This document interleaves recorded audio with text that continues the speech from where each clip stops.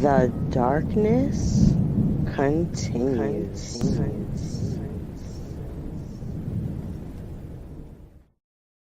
Open your mind. Dark Exodus.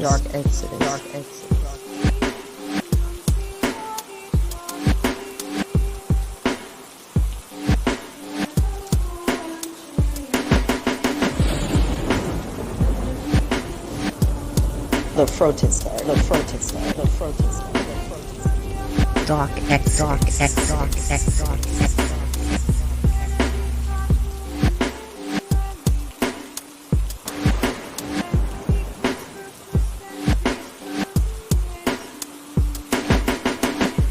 Open your mind.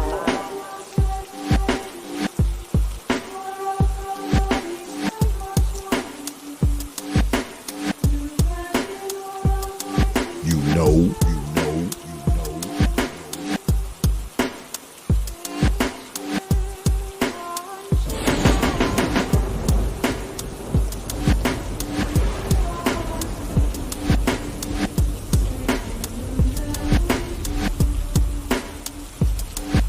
Yeah, X.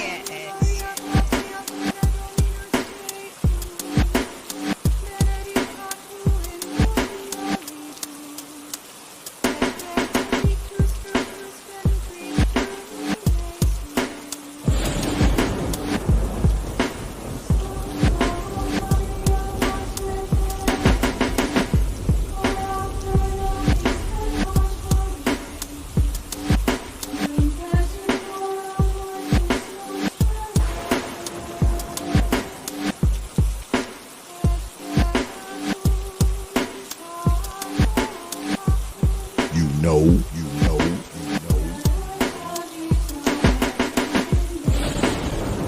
Dark Exodus. You understand?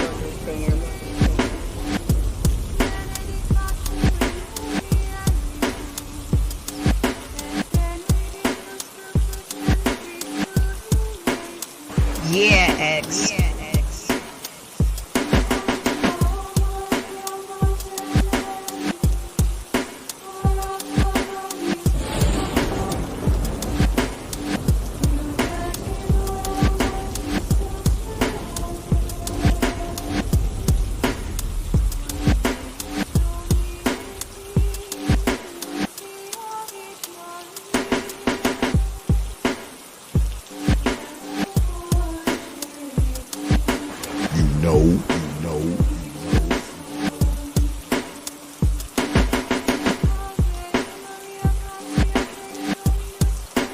You understand?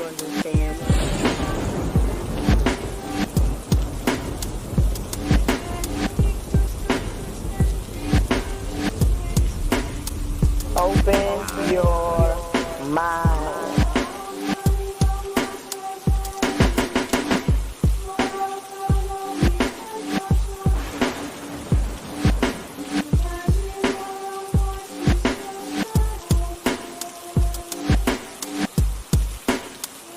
Dark X. Yeah, X.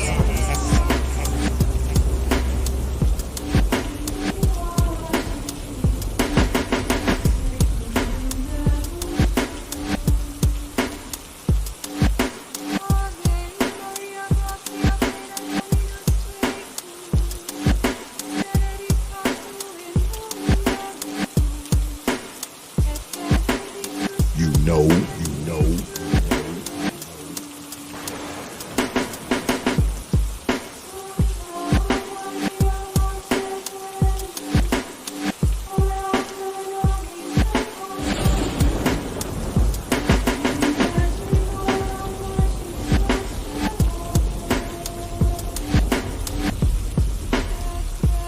You understand?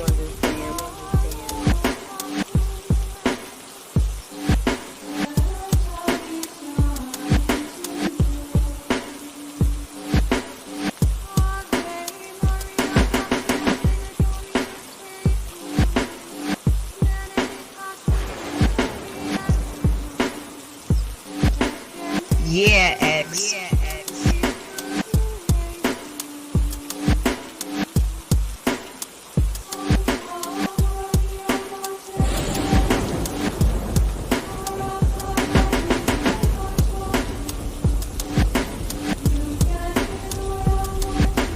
Open your mind.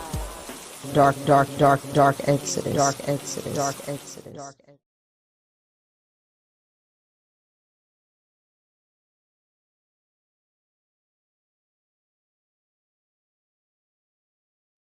And we are back.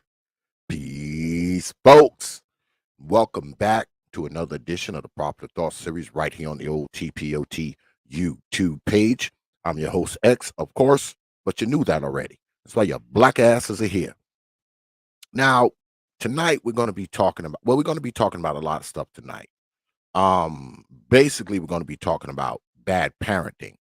And that's putting it lightly. But we're going to start off with this story about the records here, because they are some of the worst. I mean, I know I talk to y'all about these old mamas all the time, and when I see a story, man, and it fucks with me, I bring it to y'all. Okay, I bring it to y'all. I had to talk about this story, man, because I was reading up on it and everything, man, and I just had to bring it to my boat. So that's what we're gonna be talking about tonight. But before we get started, y'all know I always start the show off thanking you good folks for your likes, your shares, your views, your subs, and of course, your hard-earned pennies, nickels, dimes, quarters, and 50-cent pieces. Because I realize, man, you don't have to do it. You don't have to show up to these goddamn streams. You don't have to share them. You don't have to like them. You don't have to sub to this goddamn channel. And you definitely don't have to drop your hard-earned coins on this platform.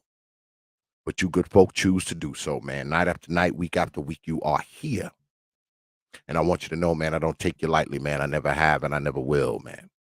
You got my word on that, man. I'm humbled. I'm honored. I'm appreciative, man. And most importantly, man, I'm thankful for all you good folks. And that goes for good folks who hang out there and good folks who hang out up in here. All right. All right. So let's get at it. Let's get right into it, huh? Get right into it. Because I have the story queued up here. And y'all can see in the backdrop the Magnificent Seven. Notice how I got that in the backdrop. But the story here, right? Oh, I'm just gonna do this. Hold up. Let me put my fair use banner up. I'm going to play it, and then I will talk about it with you good folk. So let's go ahead and do that first.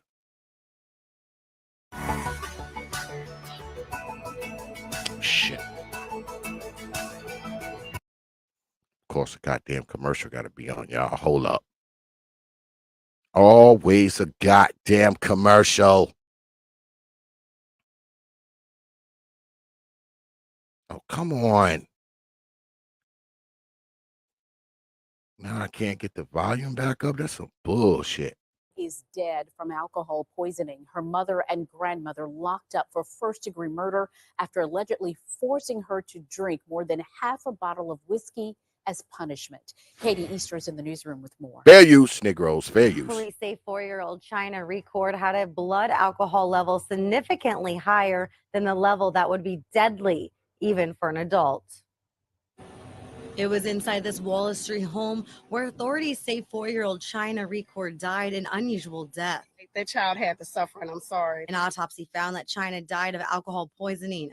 Police say the 4-year-old took a sip of Canadian Mist whiskey out of a bottle that was left on the kitchen counter. They say her grandmother, 53-year-old Roxanne Record, then forced her to get on her knees and drink the rest of the bottle as a...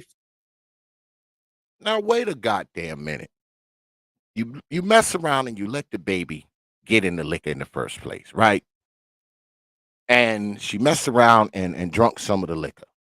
So the first thing you should be trying to do is, fill her little belly with water, try to make her throw up, fill her little belly with milk, something like that.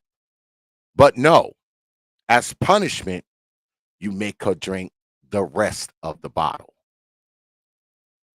Insane, man. But we continue. Form of punishment. In a warrant, police wrote that her 28-year-old mother, Kadjah Record, knew that was happening and did nothing to stop it. So basically, she just let mama pour liquor down the baby's throat. And she just sat there and watched mom do this to her baby. And I got a bone to pick with you Negroes out there, too. Because I'm sitting here and I'm looking at these two women, right? First and foremost, which one of you Negroes out there climbed on top of mom, got her pregnant, then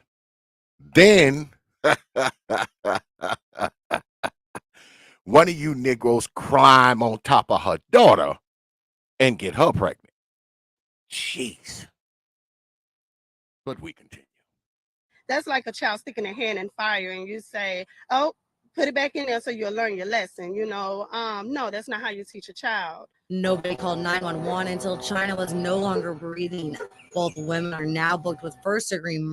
Nobody called 911 until the child stopped breathing. Now, first and foremost, you done messed up because you got the damn liquor somewhere where the baby can get it. Okay? The baby mess around, get into the liquor, and you're like, bad girl, drink the rest of this whiskey. Come on, man. Jeez. Murder. Neighbors say they can't imagine what was going through the women's minds. Like, what did you think it was going to do to her? One shot would knock me out, and I'm in my late 30s. The autopsy shows China's blood alcohol concentration was 0.68. According to the National Institute on Alcohol Abuse and Alcoholism, anything over 0.31 can be life-threatening for an adult. The mom is more responsible than the grandmother is. Despite children's toys outside, this neighbor says it's the first time she heard of the 4-year-old girl. And I've been over here for 2 years now, and I've never seen that child. I see every kid in this neighborhood come outside, never see. Bond has not yet been set for either woman. Live in the newsroom, Katie Easter, WBRZ News 2.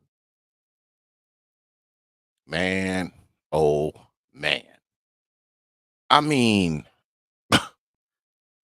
you gotta be on some old...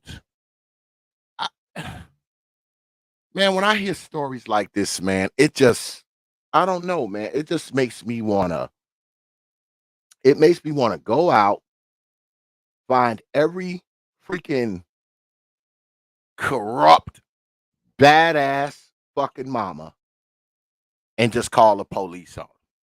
Call child services on them. That's just what it makes me want to do, man. It just makes me want to, I mean, it's crazy. But the story continues because I have another one here. Taking a while. It's moving slow, y'all. For some reason, I might got too many damn windows open. But now the story continues. Well, another story that I have, because we're gonna go back to the records, but it says here, Florida mom Patricia Denault poured herself a nice shot of Fireball cinnamon whiskey. To calm the nerves, and Patty thought it would be funny to snap a pic when her 7-year-old son took a sip. It's a barrel of laughs at Denault house. Everything probably would have been fine if Patty Fireball didn't post a picture to Facebook. Facebook spotting the bad parent since 2008, me taking a picture and putting it on Facebook, I thought it was funny, Denault said. The local cops didn't think it was funny at all. Denault was arrested and charged with child neglect. 3 uniformed cops and child protective services showed up at her house and interviewed her kids. Now, that was a white lady. Now, they didn't have any pictures of her. It's been kind of scrubbed, but y'all probably can find it somewhere on the internet if you really press and look. But, just to put some context to it, that, You know, these women aren't the only women that do this shit when it comes to these babies. But I want to go back to the records. Let's go back to the records, right? 4-year-old girl died because grandmother forced her to drink a bottle of whiskey while mother did nothing to stop it, says the cops. A grandmother allegedly forced a 4-year-old girl to finish a bottle of whiskey while the mother did nothing to stop it. Victim, China Record, 4, died at the scene. The Baton Rouge Police Department announced on Friday her grandmother, Roxanne Record, 53, and her mother, Kadjah Record, 28, were arrested for first-degree murder, officers said. Cops were dispatched to 1282 Wallace Street on Thursday around 10:50 a.m. about an unresponsive child, according to the official version of events. During the course of the investigation, detectives learned that the victim's grandmother forced her to consume a bottle of alcohol, whiskey, while the mother watched, cops said. Officers said they believe that this is what killed China. She had a blood alcohol content of 0.680, they said. The BAC limit in Louisiana for adults who drive with alcohol in their system is 0.08. It's not like you gave a sip of wine, one neighbor who requested anonymity told WBRZ. What did you think it would do to her? One shot would knock me out, and I'm in my late 30s. Imagine what it's doing to a 4-year-old. Officers arrived at the scene as firefighters and EMS were trying to save China, said the arrest warrant on Roxanne Record, according to AFB. Roxanne and Kadjah Record were allegedly angry in the first place because the child might have drunk some of the whiskey from the counter. Roxanne Record allegedly made China drink the rest of it while the girl was on her knees in the hallway. So you make this damn baby get on her knees and drink a freaking bottle of whiskey as punishment because she got into the other whiskey.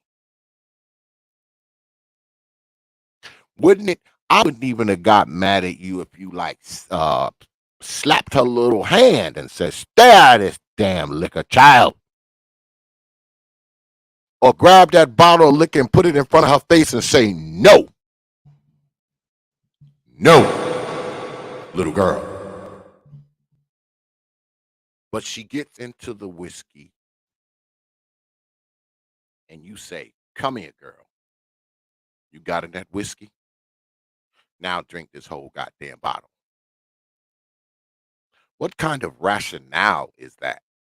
What kind of logic is that?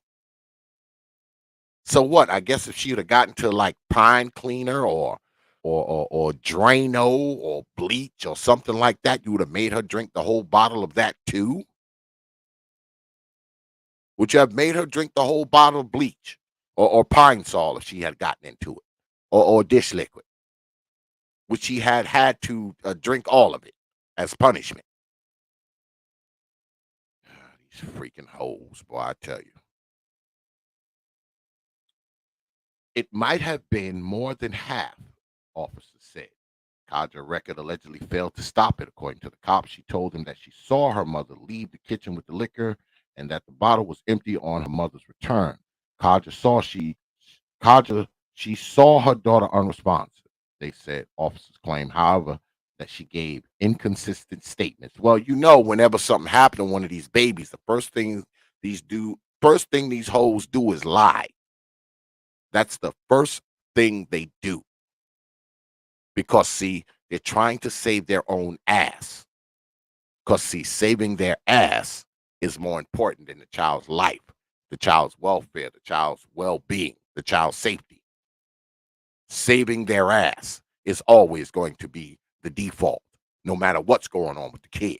The kid could be dying in the floor, and they're trying to save their ass instead of just telling the truth. So the EMS people can come in and say, "Hey, you know, what happened to this kid?" Right? What happened to this kid? You tell them what happened, they're probably a little better prepared, at least a little bit, to know what to do. But what do these freaking old mamas do? First thing they do is lie about it. And, now the people who come in there, the EMS people, the technicians, they don't know what to do because this hoe standing here lying. So they just got to kind of troubleshoot it like a damn engine or something. It's crazy, man. But it continues. Roxanne Record allegedly said she wanted to take full responsibility. She allegedly acknowledged that she messed up, that this went too far. No shit, lady. And she ruined everyone's lives.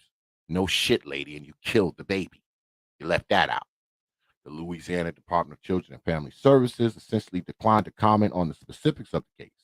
We are devastated to hear the news of this child's death, the agency said in a statement obtained by the outlet. However, state law prevents our department from commenting on or even acknowledging the existence of a potential investigation of abuse or neglect involving a child. If there is an investigation, state laws make their entire process from report to investigation to outcome confidential.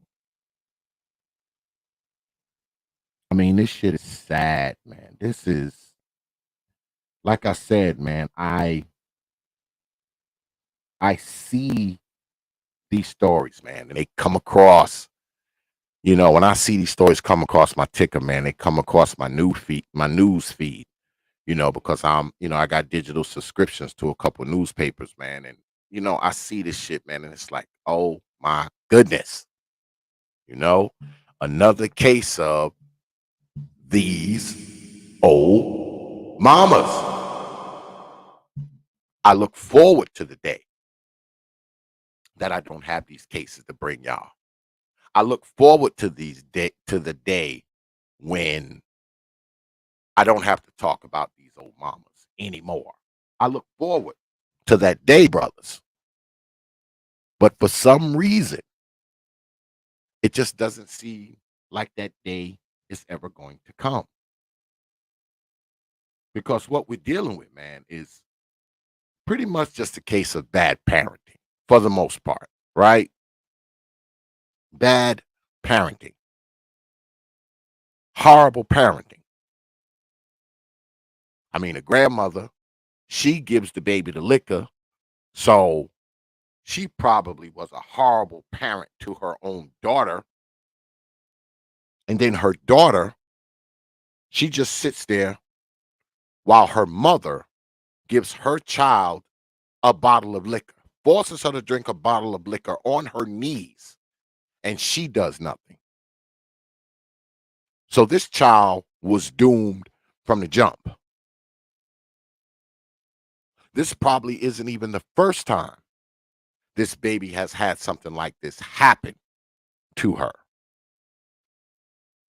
This baby probably gets beat, abused, all types of other punishment, whatever you could possibly think of, because I just don't believe that they're these great caretakers of this child. And then one day they're pouring a bottle of whiskey down the baby's throat. This is probably the build-up and eventually the end of it. But I'm pretty sure this child was probably abused. I don't think I'd be reaching by thinking that this child probably had a really rough 4 years. Because looking at these goddamn women here, I mean, and like I said, man, you brothers will climb on top of anybody, man. They standing up there looking the same age, with the same look on their face, and the baby's dead. I'm telling you, boy. I'm telling you, man. I mean, this shit here is just like I said, though, man. This is a case of ultra bad parenting. 2 generations of bad parenting. 2 generations. And it's weird, right? That the grandmother is like the primary suspect. Now, don't get me wrong. I'm not I'm not letting whole mama off the hook. But it was the grandmother who made the baby drink the liquor, right? And it's crazy because when you think about your grandmother, you know, she's the old granny with the apron on and the glasses, and she bakes cookies, and she let you get away with shit that your parent don't let you get away with, especially when your grandmother lived with you, right? Y'all all in the same house. It's not like your grandmother's raising you, she's helping raise you because all of y'all live in the same house. Because I know our grandmother came to live with us. Our maternal grandmother came to live with us when we was about, I don't know, I was about 9 or 10 when grandma came to live with us. And one thing about grandmas, man, they kind of let you get away with shit that your parents don't necessarily let you get away with, right? Let you eat junk and an extra piece of cake and, all that kind of shit. Slide you a few dollars on the low. That's grandma. Grandma Dukes treat you like that. Brother Perfect Blackness, what's good with it, man? I see you up there, brother. Grandma Dukes is usually the one that kind of let you do extra shit. She's not usually the one pouring a bottle of whiskey down your damn throat, right? That's weird. But, I'm looking at the daughter here on the right. She looked like she might got a few screws loose up there. She might got a few screws loose. No man in sight, because notice you don't see the baby's father anywhere, nor do you see her father anywhere. It's a tragic case, man. It's a tragic case. And it's another case, man, of horrible, horrible parenting that cost a baby their life. And the reason why I'm always talking about this stuff, man, is because these children, man, are so unprotected, man. They're unprotected from, the BS that's in the streets, catching stray bullets and getting hurt and shot and killed. And then they're not even safe inside the confines of the house that they live in. They're under siege by the very people who are responsible for their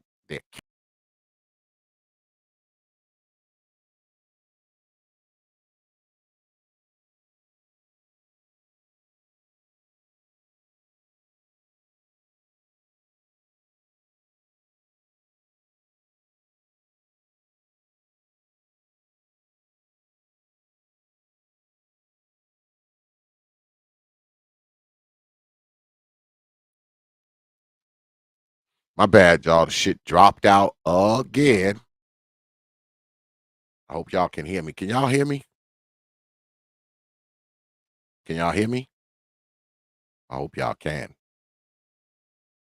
That shit blanked out, man. I've been having this problem for some reason, man. I don't know if it's fucking I don't know if it's stream yard itself. I don't know, man, but it'll blank the fuck out for some reason. Perfect Black, man. I need your help, man. I need to know why this shit keep doing this shit. But anyway, we move on. Because tonight's the night of talking about bad parenting. Tonight's the night of talking about bad ass parenting. So we go to another story, man, and I want to show y'all this one too. And I want to ask y'all a question. Maybe it's just me. I want to confirm if it's just me. All right? I want to confirm if it's just me. I need to know, is it just me? And I ask the question, is this bad parenting? Is this bad parenting?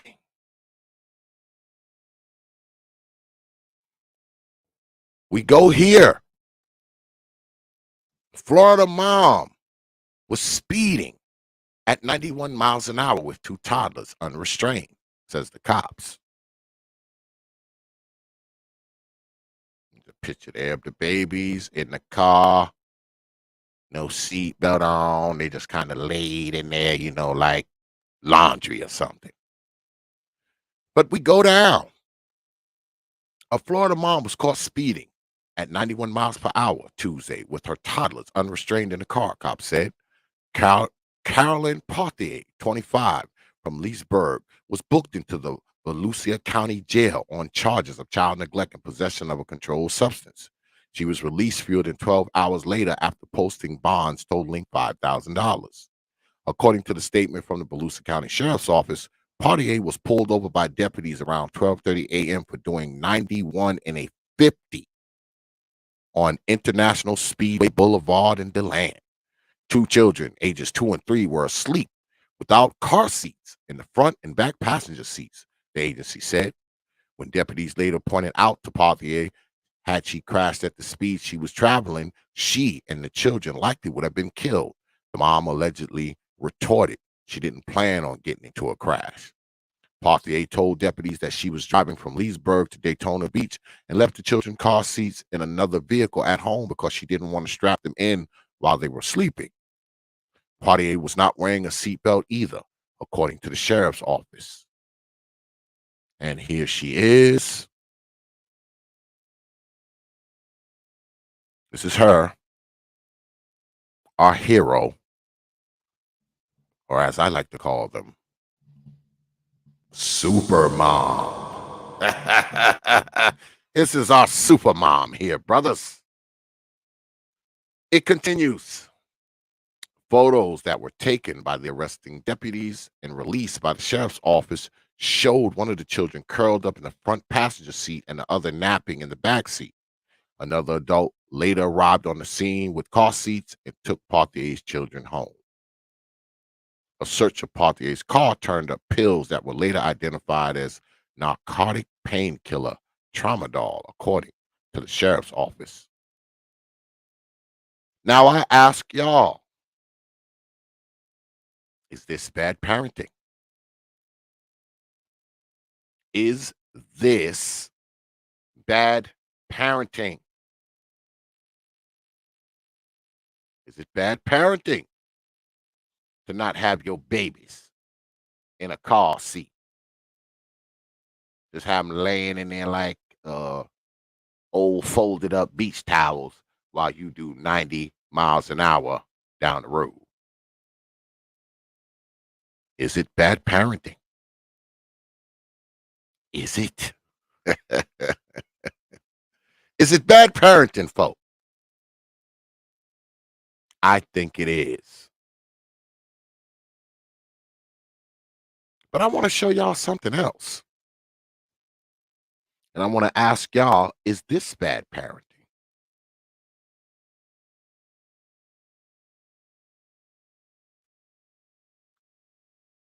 This is pretty quick. This is just something short that I found that I was looking through today.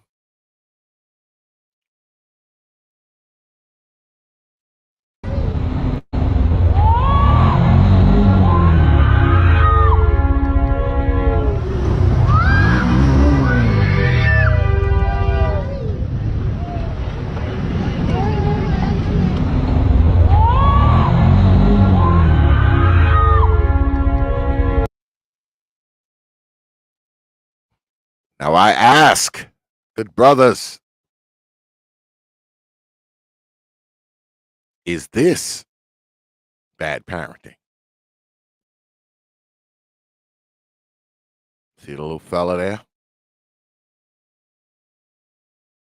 Is this bad parenting? Because how did a little fella get flung out the car like that? Because usually you have to hit a lever, right? For a door to just come open. Right? So let's say the little fella might have grabbed the door handle and pulled on it or something. Let's say that happened. Now, luckily for the little fella, he had some upper body strength and he could hang on to the door while the car was moving.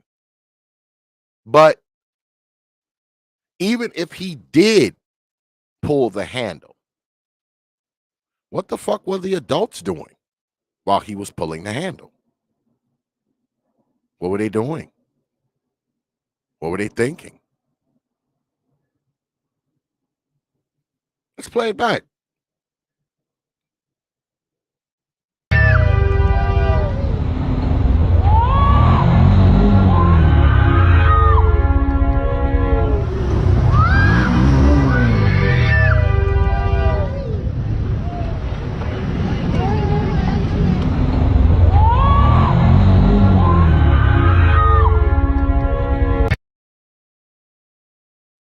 Yeah, Brother Perfect Black.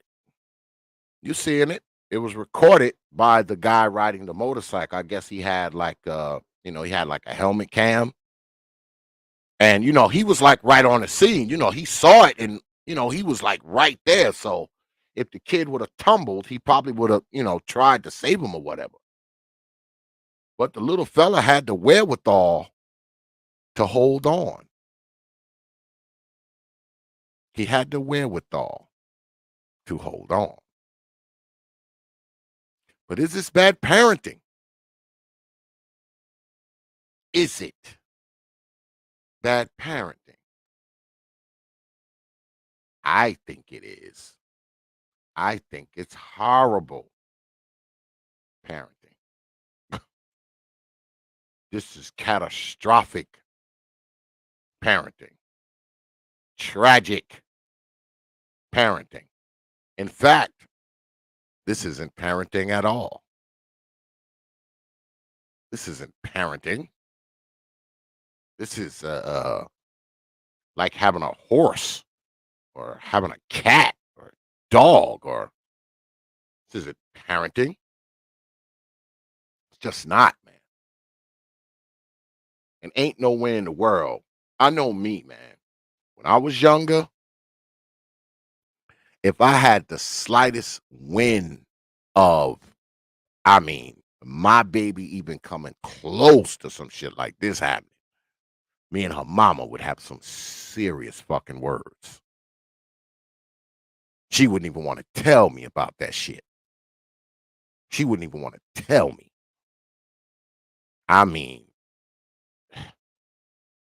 But this is kind of the thing, right? When there's no men on the scene, there's no men around, there's no men in the picture, or the men that are ain't worth a shit. Children have tough lives, man. That's just the truth. Children have really, really tough lives when there are no men on the scene, in the vicinity, in the circle of influence. When these kids' fathers are not around, man. These children they're fair game for everything. They're fair game for abuse, neglect, starving, death, violence. They're fair game. It's just the most absurd of things, man. But we're not finished. We are not finished, because I want to show y'all something else. Well, actually, I want to show y'all a few something else's, because this is going to be a short stream tonight, y'all, but I want to show y'all some of this crap that I came across.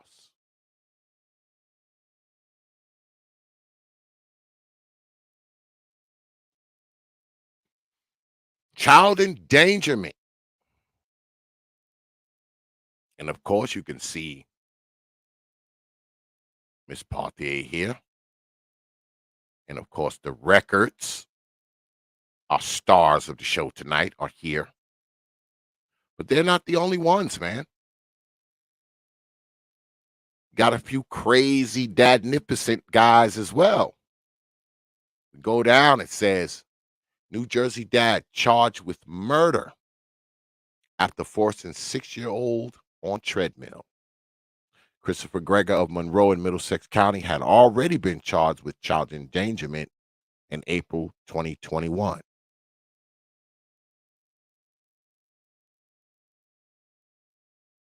go in. There he is there, dadnificent white man. It says New Jersey dad has been charged with the murder and the death of his 6-year-old son after he allegedly forced the boy to run on a treadmill because he was too fat, according to a report. Christopher Gregory, 29, of Monroe and Middlesex County, had already been charged with child endangerment in April 2021, but was arrested Wednesday on the murder rap, the Asbury Park Press reported. Authorities have not released the name of his son, but an obituary cited that the news outlet identified the boy as Corey Michelot of Englishtown, who died April 2nd in Stafford Township. At the time, the Ocean County Medical Examiner's Office determined that Corey had died as a result of blunt force trauma. Gregor was charged with endangering the welfare of a child on July 7th, 2021, and later released from the Ocean County Jail in Toms River, according to the news outlet. But after additional investigation, he was arrested on a homicide charge and remains locked up, according to a joint statement by Ocean County prosecutor Bradley Billheimer and the Bennegat Police Chief Keith German, the paper said. Investigators determined that Gregor had abused his son after they obtained shocking surveillance video from the Atlantic Heights Clubhouse Fitness Center on March 20, the Asbury Park Press reported.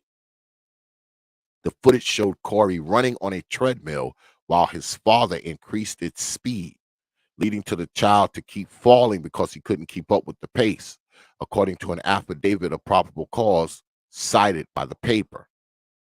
At one point, Gregor appears to bite the struggling boy on his head when he placed him back on the treadmill, the document states. Prosecutors determined that Corey's death was a homicide after being informed by an informant, witnesses that the child had died of blunt force trauma to the chest, abdomen, according to the paper. Billheimer and German said that the victim was in Gregor's custody when he suffered the fatal injuries, but did not elaborate. The boy's mother, pop-ups, man. The boy's mother, Brianna Michelot, shared custody of Corey with Gregor.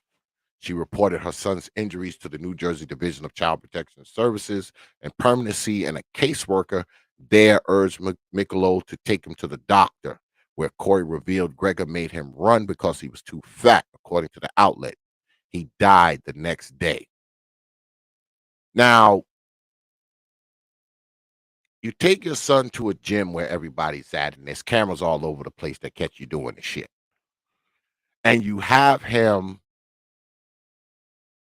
running on a treadmill while you increase the speed and bite his head and keep throwing him back on there after he's fallen off and shit. I mean, the shit is crazy, man. Like, I don't know what the fuck be going on in these people's heads, man. I have no idea what goes on in these people's fucking heads, man. None whatsoever. But here we are again. 2 New Jersey women charged after baby dies from lethal dose of magnesium. Let's go in.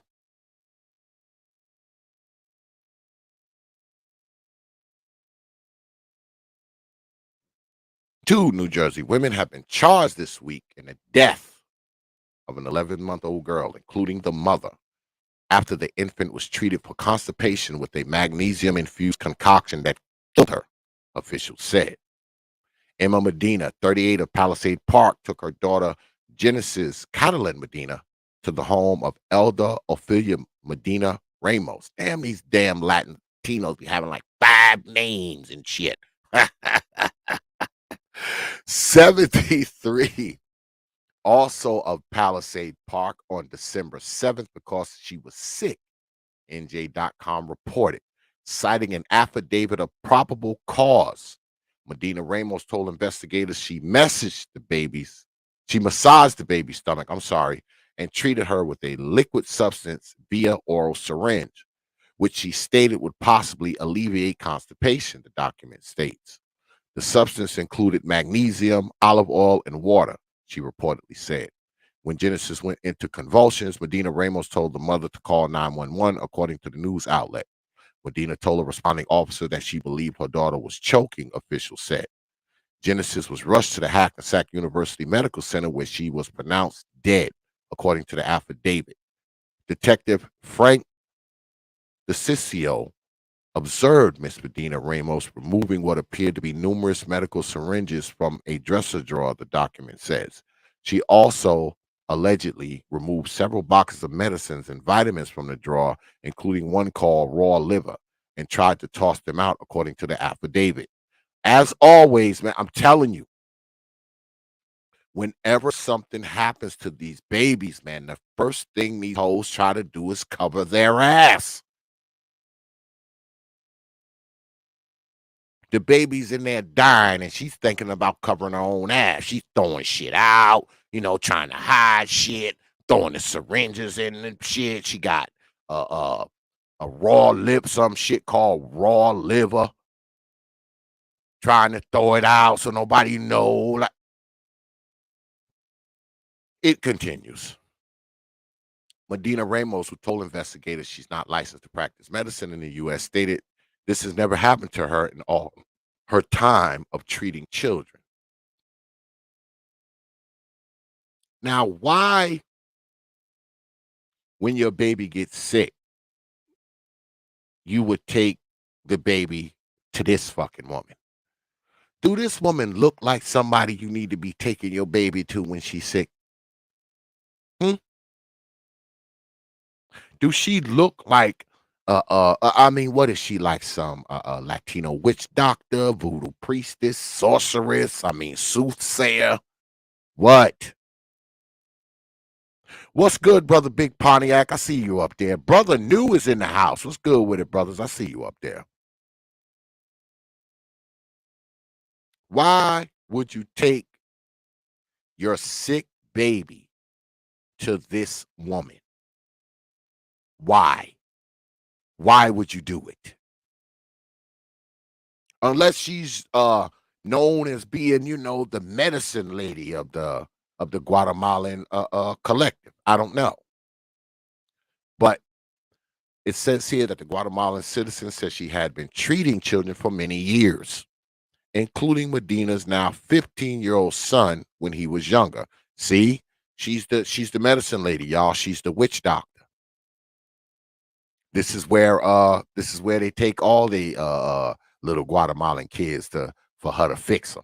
Give them a bunch of old bullshit concoctions and tell you to take them home and lay down and hopefully they don't die.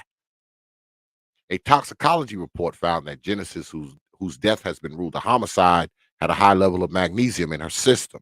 Medina Ramos was arrested Monday on charges of first-degree aggravated manslaughter, unauthorized practice of medicine, and child endangerment, the Bergen County Prosecutor's Office said. She's being held at the Bergen County Jail pending a court hearing. The mother was arrested Monday on child endangerment charge and released, prosecutors said. You goddamn right. Lock her dumb ass up, too, for taking the baby there in the first goddamn place. Stupid idiot. Texas mothers. This down there where you at, Brother Taylor. Texas mothers charged with 6 kids living in absolute squalor. Oh, we must go in on this one. We must go in. Look at them, looking stupid. 2 Texas mothers were charged for abandoning their 6 children and leaving them in absolute squalor after the kids were found covered in dirt, lice, and so hungry that a 1-year-old resorted to eating his own feces. Let me read that again. 2 Texas mothers were charged for abandoning their 6 children and leaving them in absolute squalor after the kids were found covered in dirt, lice, and so hungry that a 1-year-old resorted to eating his own feces. Ay, ay, ay.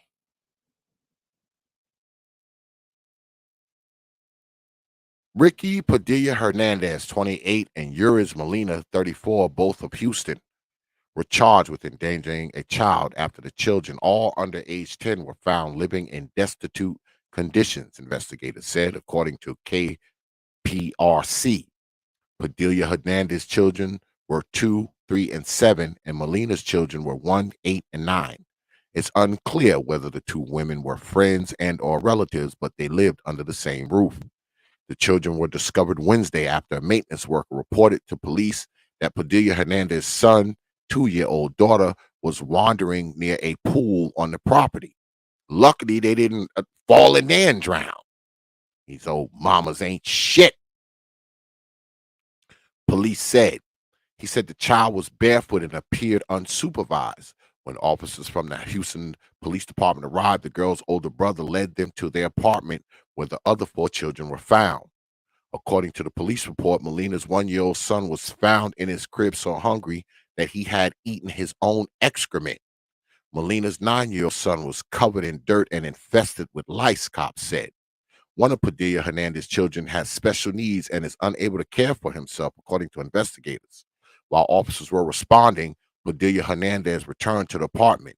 She told the police she was doing her taxes while she was out. Molina, who was reportedly 7 months pregnant, was not present at the time.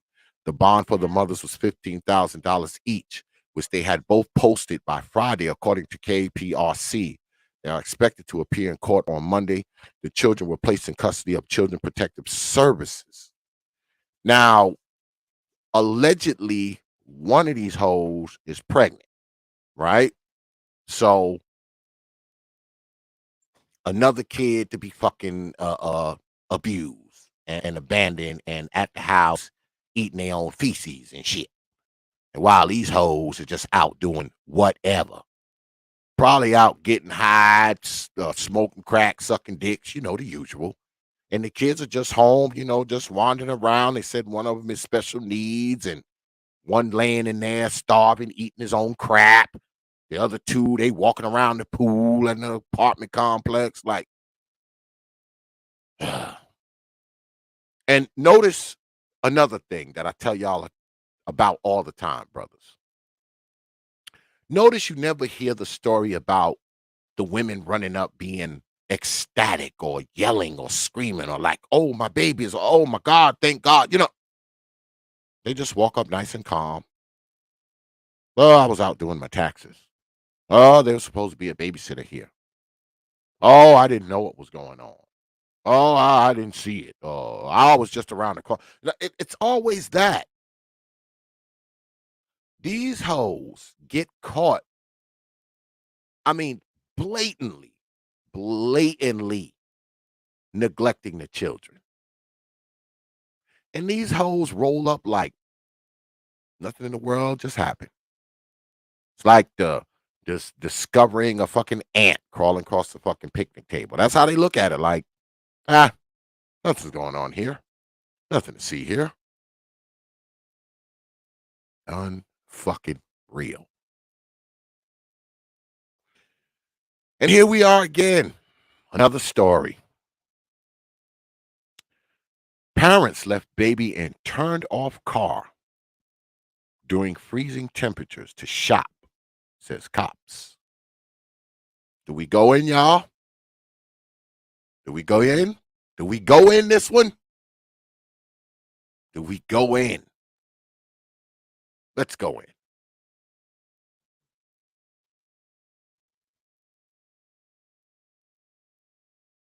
Says here, a Long Island couple was busted for allegedly leaving their baby in a car in freezing temperatures while they shopped at Target, police say. Police responded to a 911 call of a baby unattended in a car that was turned off in a parking lot at this Target on Sunrise Highway in Bay Shore. Damn, I'm familiar with that area of Long Island. Very familiar. Around 4:20 p.m. Saturday, according to the Suffolk County Police Department. Cops said the baby did not appear to be in distress, although temperatures were in the 20s. The baby's parents, Paul Albin Nagarata and Natalia Pasquale, 22, both of Central Islip, returned to the car 10 minutes later, police said. After further investigation, both were arrested. The child was transported to Good Samaritan Hospital Medical Center in West Islip for observation and was released into the custody of a family member.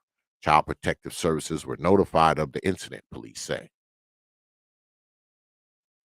They said Alba Narada and Pascal were charged with endangering the welfare of a child. Alba Narada was held overnight at the Suffolk County Police Department's 3rd Precinct in North Bay Shore, while Pascal was held at a precinct in Hauppauge. I mean, you leave a baby in the car and it's 20 degrees outside. I mean, what'd you do? You went to go cop some crack. You didn't want to bring the baby, so you said, fuck it, we're going to leave the baby in the car. Like,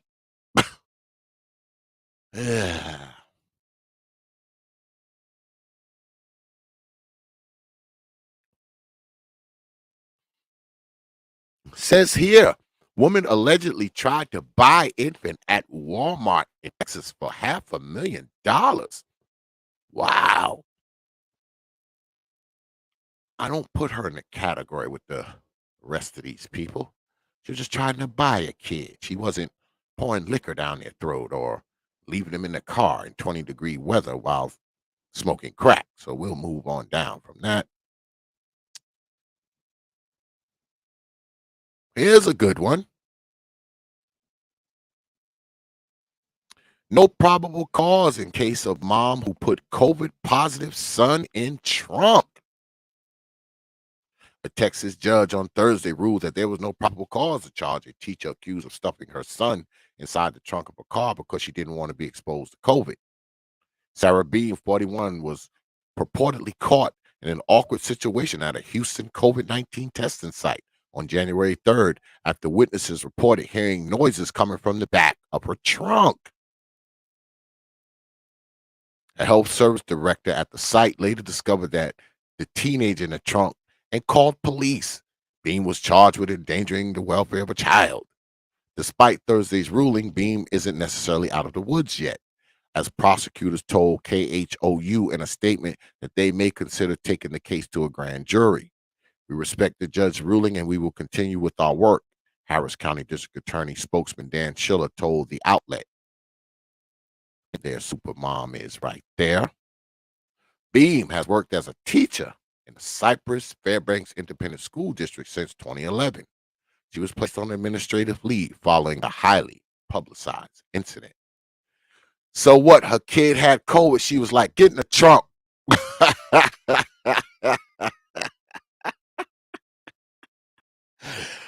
Get in the trunk with your damn COVID, boy. Wow, man. Let me see. We're going to do a few more, man. We're going to do a few more. That's the same one. I think I shared this case with y'all before. Father of New Hampshire girl last seen in 2019 arrested on assault charge. I think I did that. Here we go. Here we go here. This will be our last one, you know. We've talked enough of these old mamas. It says here, Florida mom left baby home alone while she went to a bar on Thanksgiving. So this story is older.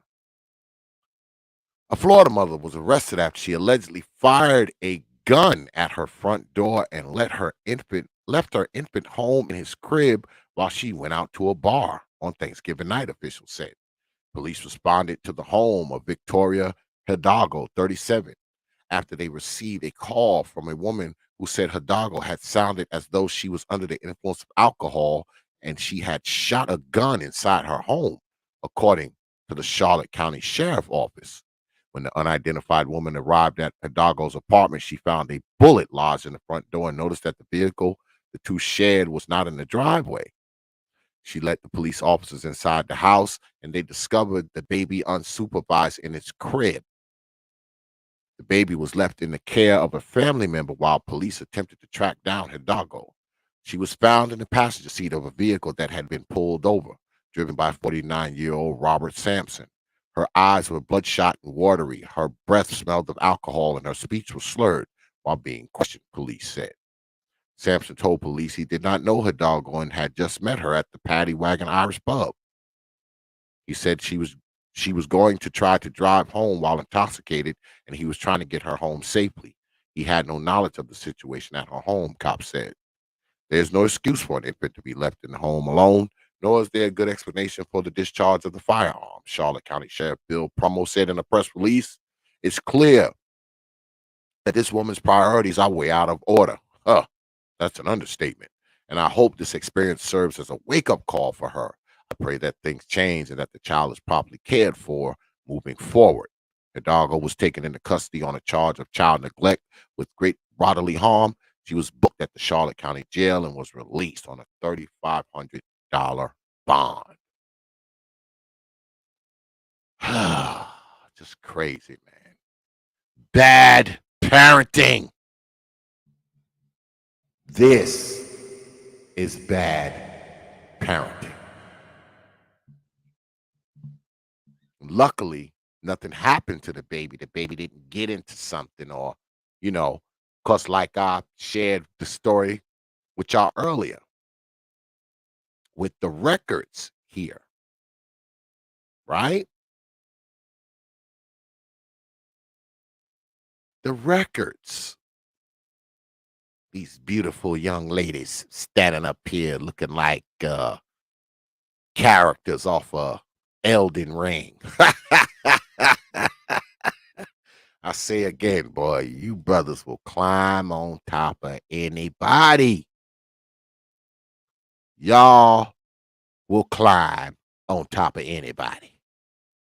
Because one of y'all climbed on top of her old mama, and then another one of y'all climbed on top of her.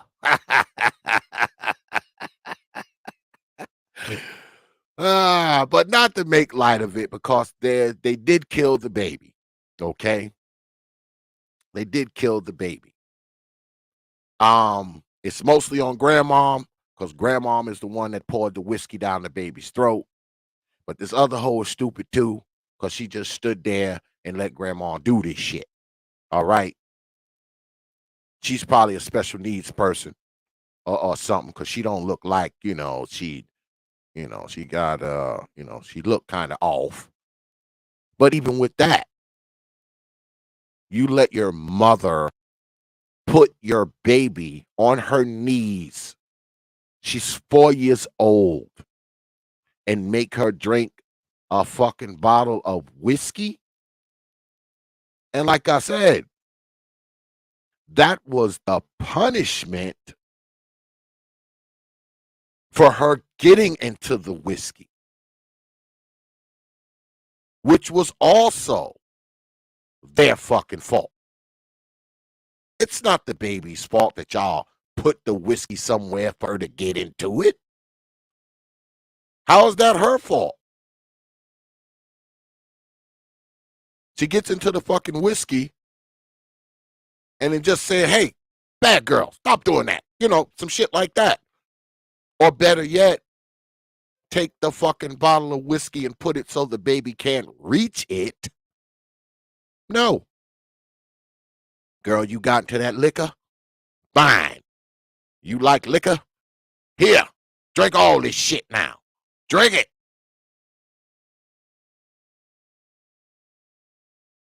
Let that girl drink that bottle of liquor till she laid in the floor and died. And her old mama didn't even call the fucking cops until after the baby done damn near dead. I mean, these people have no fucking business raising children. These heifers had no business with that child in their care. I don't care what you say.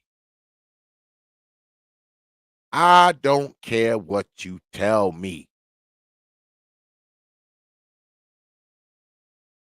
A lot of these hoes, man, ain't got no business with these kids, man. They just don't. They don't.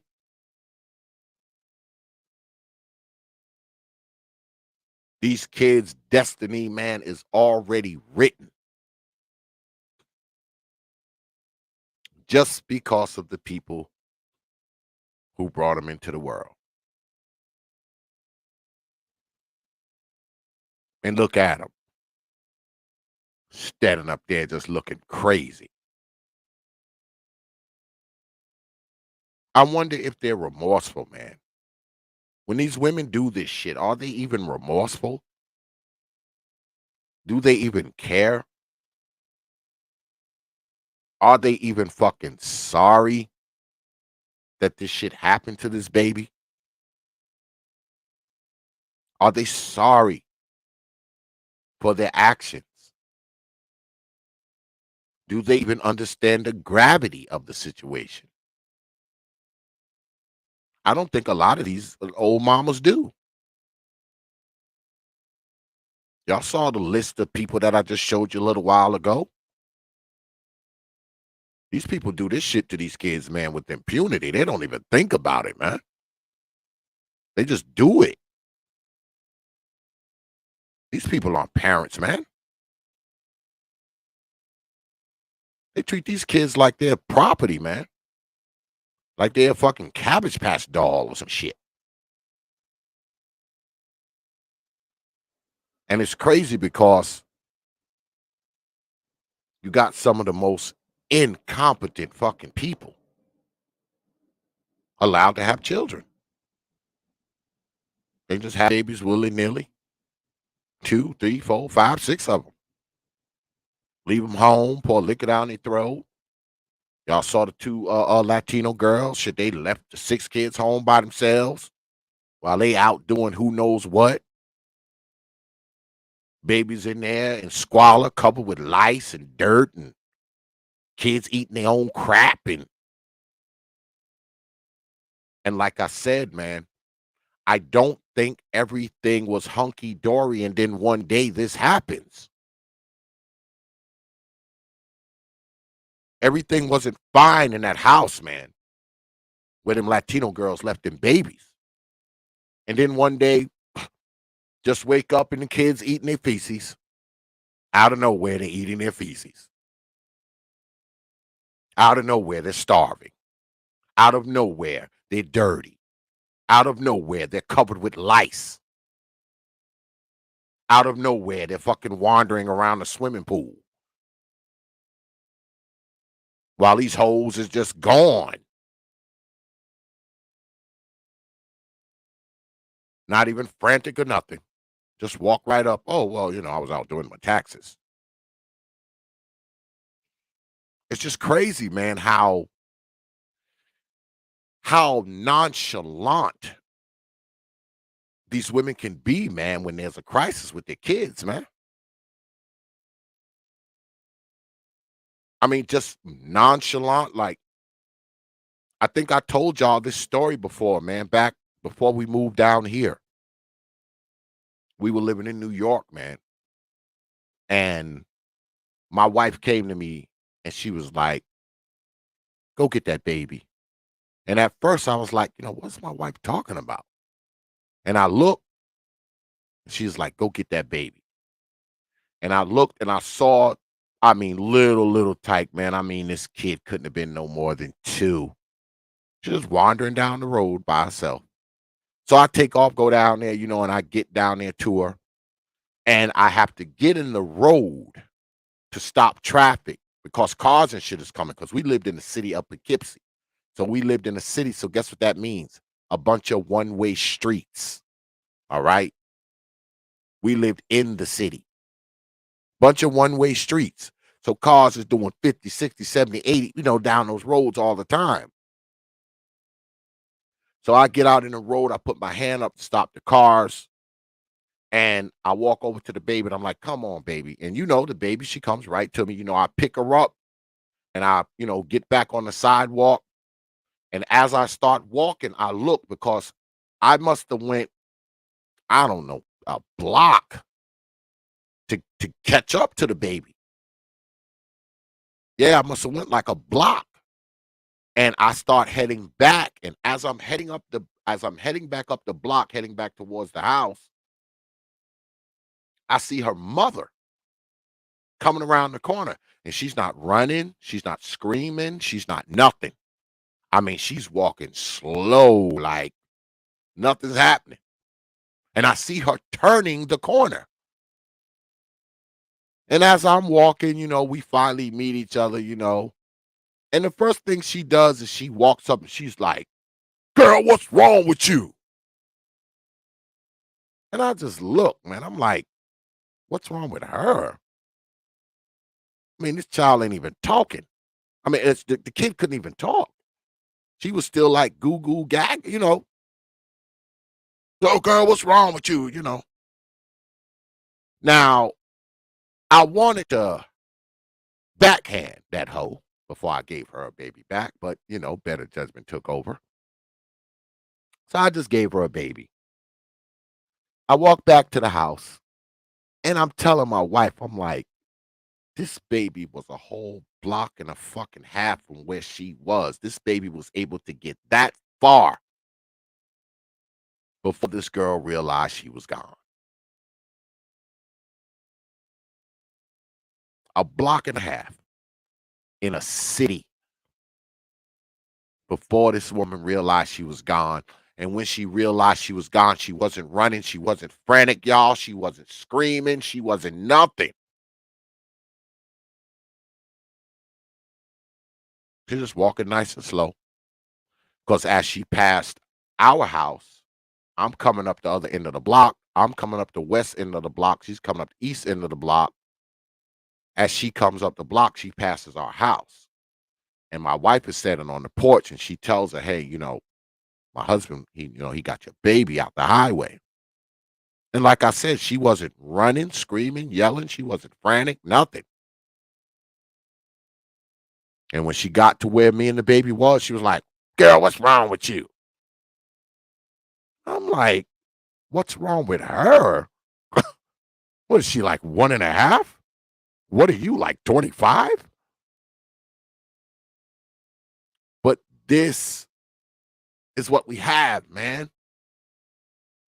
These are the people who are raising people.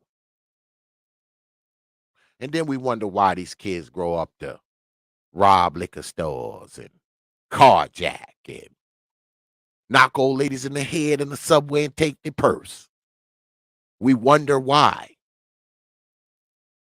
What else they gonna do, man? They got these fools raising them. These people who treat them like they're just property that they gotta feed and buy shoes and clothes every now and then. And then you got these hoes, they walk around here and they always talking about their witches and their empaths and their sorcerers and their queens and their dragons, their fairies, their Peter Pan, they're all this shit they talk about, Because, all these women have magical powers, right? They talk to the ancestors. The ancestors talk to them, God, and magical spirits. And, you go to some of these chicks' house, they got shrines and shit. They got these shrines in their house with stones and chicken feet and pictures of dead folks, and candles burning and all this magical shit going on. They all have this bullshit going on. All this magic, all this spiritual energy. Peter Pan lives there, all this magical, mystical shit going on. But their fucking lives are in shambles. Their lives are in shambles. Y'all know what I'm talking about. Especially when we talk about these old mamas.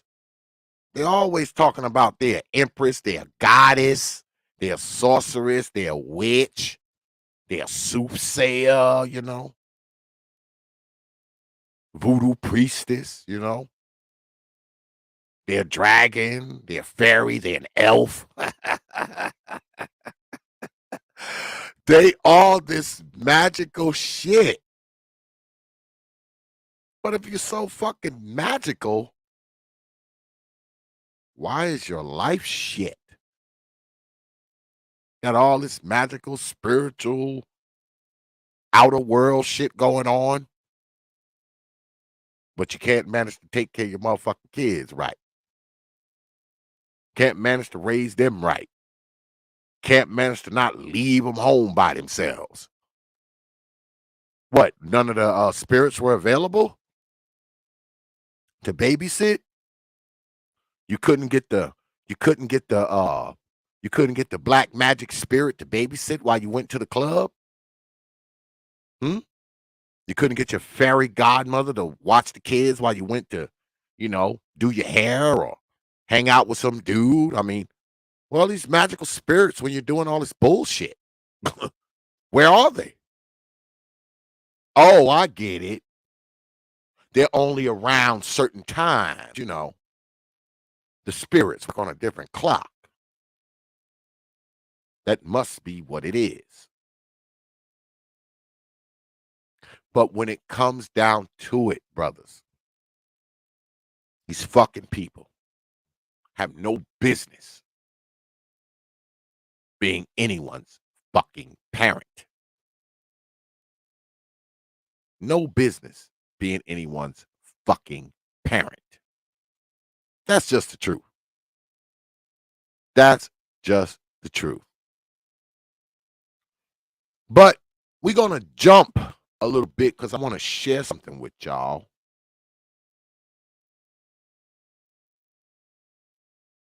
Let's go here. What is bad parenting according to science and 7 big signs? Why bad parenting matters. Parenting may appear to be a personal matter, it says. And this is from parentingforbrain.com. So yeah, y'all, it's the white man's data. Yeah, it's the white man's data, but the white man data says, nonetheless, researchers consider it most important public health issue facing our society.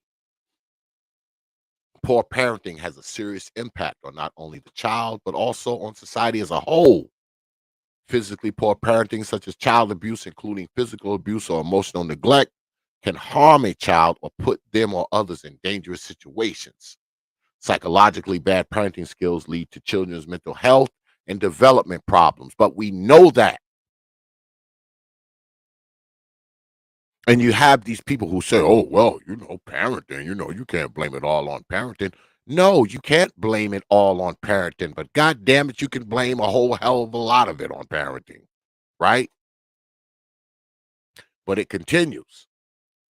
It says dysfunctional parenting can cause 2 major types of mental health issues: internalizing problems such as depression, anxiety, or personality disorders, and externalizing problems such as aggression and violence. Studies show that poor parenting, especially aggressive punishment, is one of the biggest causes of externalizing behavior that leads to juvenile delinquency.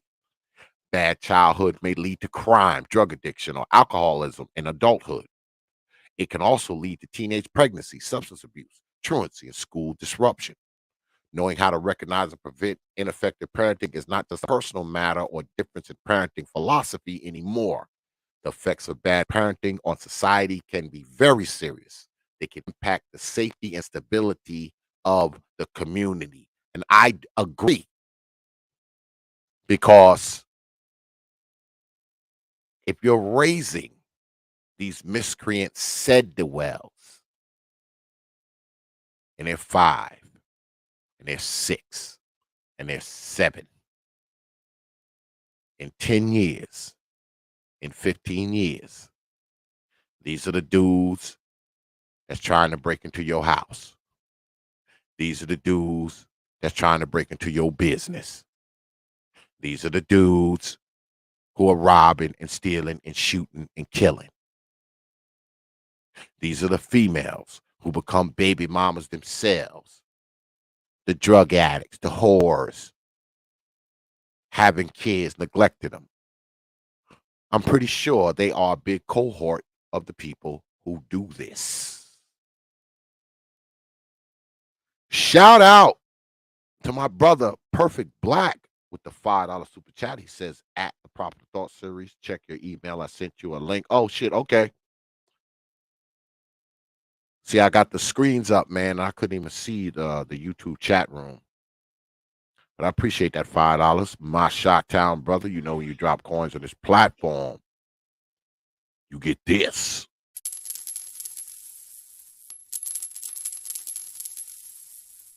I appreciate you dropping your hard-earned coins on this platform.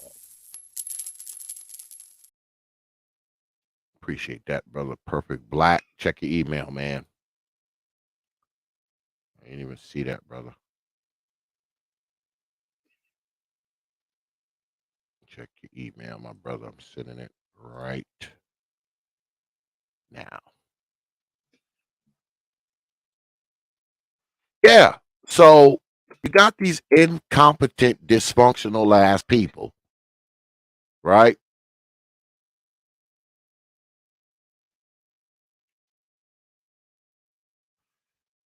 Oh, you sent me 2 emails. Oh shit. And this is, hold on, let me bring this up. This shit little as hell, man. You know my ass old and blind. You know I'm old and blind, god damn it. Okay. Go ahead and bring this over here so it don't fuck up. Seems like if I put it on my big screen, it doesn't mess up as much. Maybe something going on with my screen. I don't even know. But yeah, we continue. Parents' behavior alone does not reflect intention. First, a parent can be unfairly judged by their behavior alone because parenting behaviors do not always reflect their intent. Most of us did not learn how to be a good parent in school. As new parents, we often do what we know, whether from our own experience or from watching or listening to others. We do not know what we don't know. Even with the best of intentions, parents can make mistakes. Being uninformed and making mistakes doesn't necessarily mean they are bad parents. I will put this in the chat because I got another, because y'all know how we do it here. I have another story that I want to tell, or should I say another story that I want to show. Good folks. Y'all know we always put these things in the chat.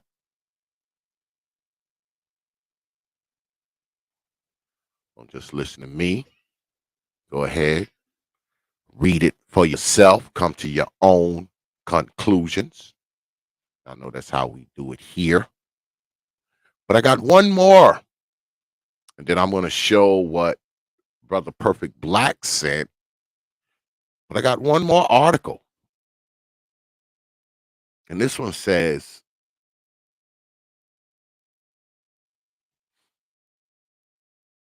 11 signs that you were raised by a bad mother or father, and it's affecting you now.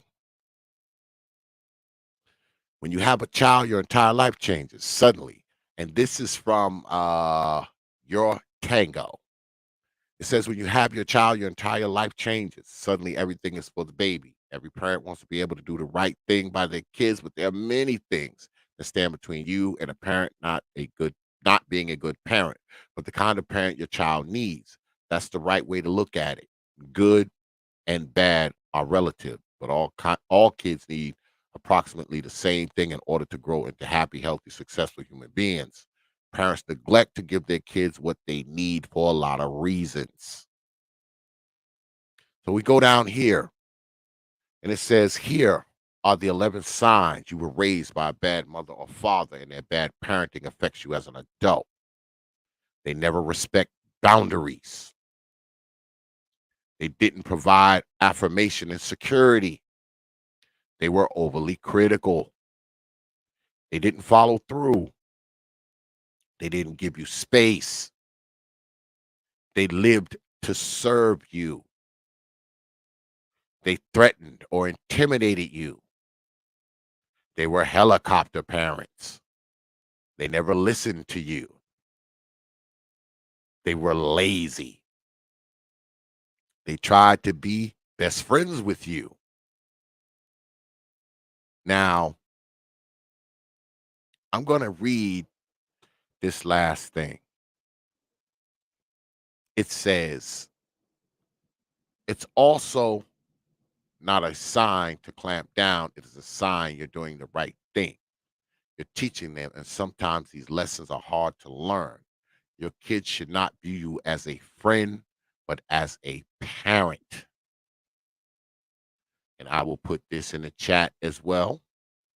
Read it yourselves, brothers. Come to your own conclusions. Come to your own conclusions, my brothers. And I have one more. Let me see. One more I want to read to y'all.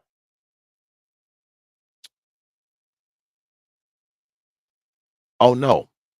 This is something I want to show y'all because we're going to jump a little bit. I know we vacillating a little bit, brothers. But I want to show y'all this. And this is about Black children with white moms. Black children with white moms. Let's listen.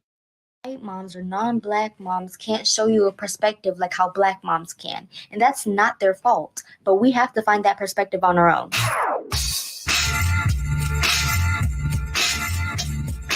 Mixed children who have white mothers tend to be more exposed to internalized racism and colorism because of the lack of intersectionality among white feminists. People are like, yeah, children with white moms Fair tend use. to be a little anti-black. And I was like, shoot, I got a white mom. I will admit that there was some definite anti-blackness like stuff when I lived with my white mom. And my grandmother sees my brother's shirt, and he's wearing a shirt that looks just like this with Malcolm X and the rifle. And my grandma's like, really? Malcolm X with a gun? So violent. You live in a predominantly white area in a country that's controlled by whiteness. The information that you receive about Black people from society is all just stereotypes. This is what can cause them to begin to see their Blackness in a negative light, because no one at home is mentioning their Blackness and how it's powerful and beautiful. This is a Facebook post from my uncle. You can pause to read if you want. But basically, he was saying that he'll kill any Black Lives Matter or Antifa protester if defund the police were to actually be achieved. He knows that I'm very passionate about Black Lives Matter and have always been attending or organizing protests. So when he says stuff like that, he's directly threatening my life. So many commenters were saying things like, oh, I didn't know my culture. I have a white mom and I didn't know my culture. Why would you expect a white woman to teach you about your Black culture? Where was your Black father? And the issue is misogynoir, where some Black men, not all, but some Black men are only with white women because of the closer proximity to whiteness, and they put down their own women and own culture as a result. Us mixed kids need to combat that misogynoir as well as the internalized racism. Well, my mom was definitely like this before she had me, before they met. And she, like, the family was worse. Like, honestly, they had a nickname for my dad. It involved the N-word. That was really hard to find out. So I posted on Facebook about neocolonialism and white tourism in the Bahamas, and here's my white family's response. My main problem is with this first sentence. Please remember that you're half or more white. That is so out of pocket. Like, how are you just gonna assume that my ancestors were sexually assaulted? Like, off rip. In elementary school, I remember like telling people that I was white. Like, I never said Black. And if people asked, I would say, oh, well, white and Black. I would always put white first. And like, I hated my hair. Like, I hated it. If you want your child to be proud of who they are, their Blackness is a part of that. You can't just pick and choose parts of our identity that you want to accept and dismiss the others. That just further reinforces the idea that Blackness is taboo and negative. You clearly don't know how race works because, no, I'm not half white. I'm racially 100% Black, just like my mom has green eyes, but that doesn't mean I'm half green-eyed. My experience is Black. That's all I know. I won't be half denied a job. I won't be half murdered by the police. I am Black. That's it. Additionally, mixed people aren't superhuman. You didn't just create a new category of race by sleeping with a black man. Our blackness doesn't just disappear, it's still there. If you say that you don't feel the need to talk about color, then you're just saying that you want to remain ignorant. Not to just our experiences, but also the greatness in our black identity. So what do y'all think about what you just saw? What do y'all think about that? Do you think these white women who got together with a black penis had this biracial child, but they feel like, mom didn't give them enough blackness? They feel like mom's family treated them different because their dad was black. Mom slighted them. I think what they really feel is that mom slighted them by having them by a black man. Because we know that most people, usually the people who are biracial, and if the father is black, those people mostly identify as black, right? And those are usually the most black people, right? The people who have like one white parent, they're like,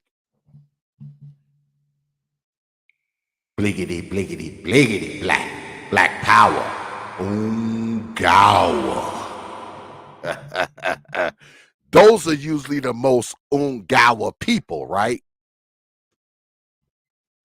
The people who have a white parent.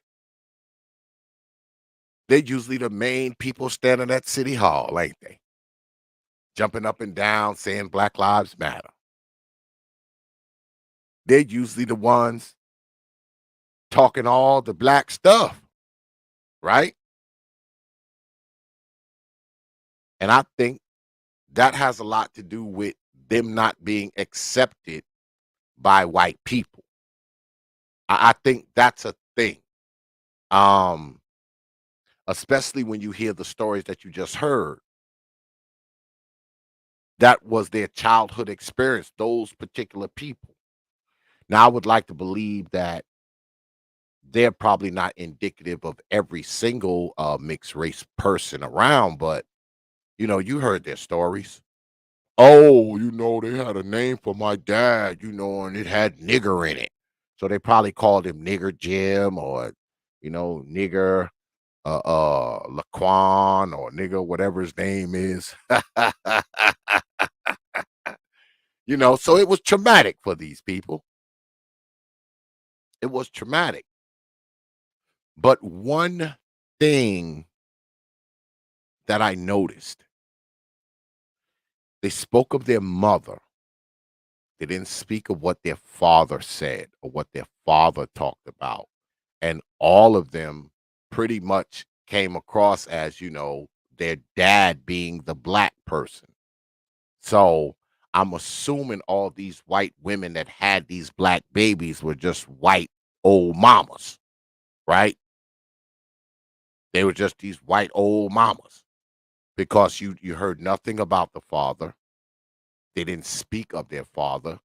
They mentioned their father being black, but that was pretty much it. That's the only mention he got. So I'm assuming their old mama was just one of these old mamas who fucked around and got knocked up and probably had a few babies by a couple black dudes. And they happen to be one of them, and they come out of it, super bliggity, bliggity, bliggity black.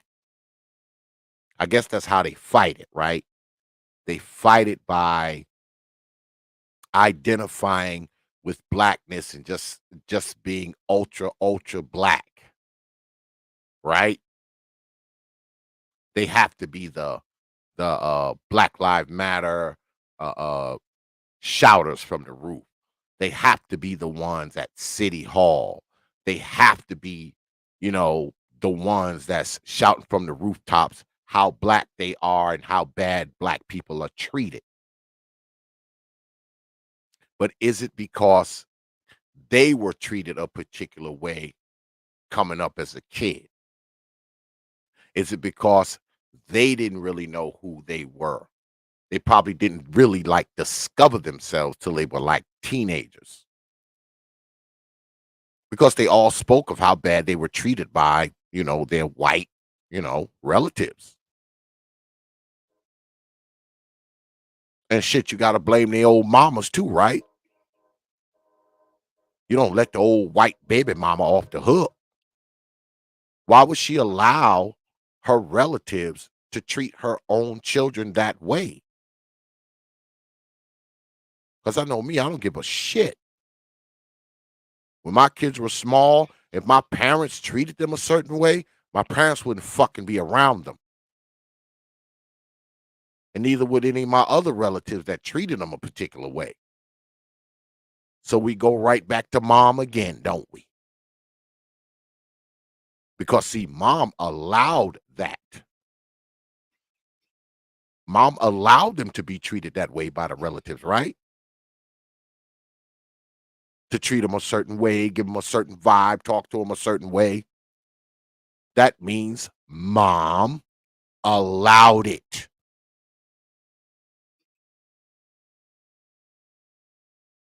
I go back again to the kid's father. If he was around, you think he would allow these fucking people to treat his kid this way? Nope. So you already know. No daddy, nowhere in sight. Because there's nowhere in hell any man is going to let his fucking woman's relatives mistreat his children. Absolutely not. But obviously the old mammies went along with it, right? They went along with it. They allowed it. Shit. Probably partook in it. It's crazy, man. Like I said, man, the parenting, man, the bad parenting. It's a thing. It matters. But I got one more thing I want to show y'all. Because I know this is dark Exodus. So, the subjects are somewhat dark. But what I'm going to do is I'm going to end it on a pleasant, happy note. But hold up. Brother Perfect Black sent me this. Hold on. We got to see this. Let me see what Brother Perfect Black got up here. See what he got up here. Go ahead and share this. Then I'll show y'all we're going to have a happy ending, y'all. We're going to have a happy ending. The ending will be happy. All right. Says here, Florida mother arrested after disturbing clip shows her smacking her own baby just because the baby father was on IG DMing other girls. Really? You slapped the baby because this dude is fucking with another chick?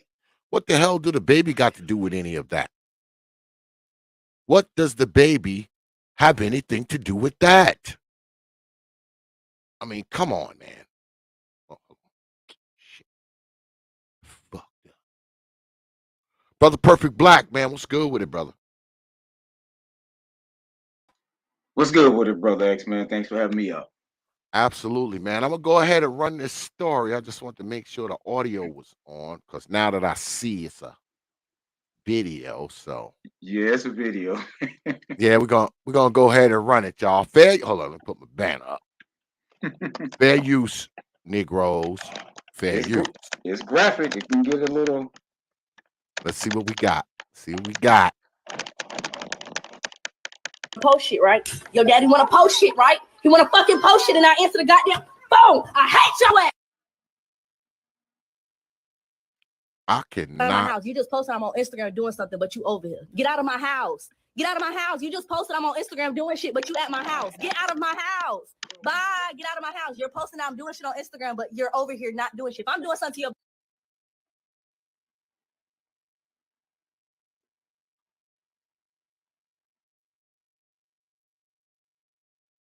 Sick indeed. Man, I don't know what's wrong with these hoes, man. Did you see how she was smacking that baby? And while she was smacking the baby, she's talking about, oh, your daddy want to post shit, huh? Your daddy want to post shit, huh? And look at her smile on her, man. Oh, yeah. They just as nonchalant, man. This shit don't mean nothing to these fucking women, man. It means nothing. It means nothing. Exactly, man. And all because the father posted is something doing on some shit. Instagram. She's So beating she the baby. hates the child.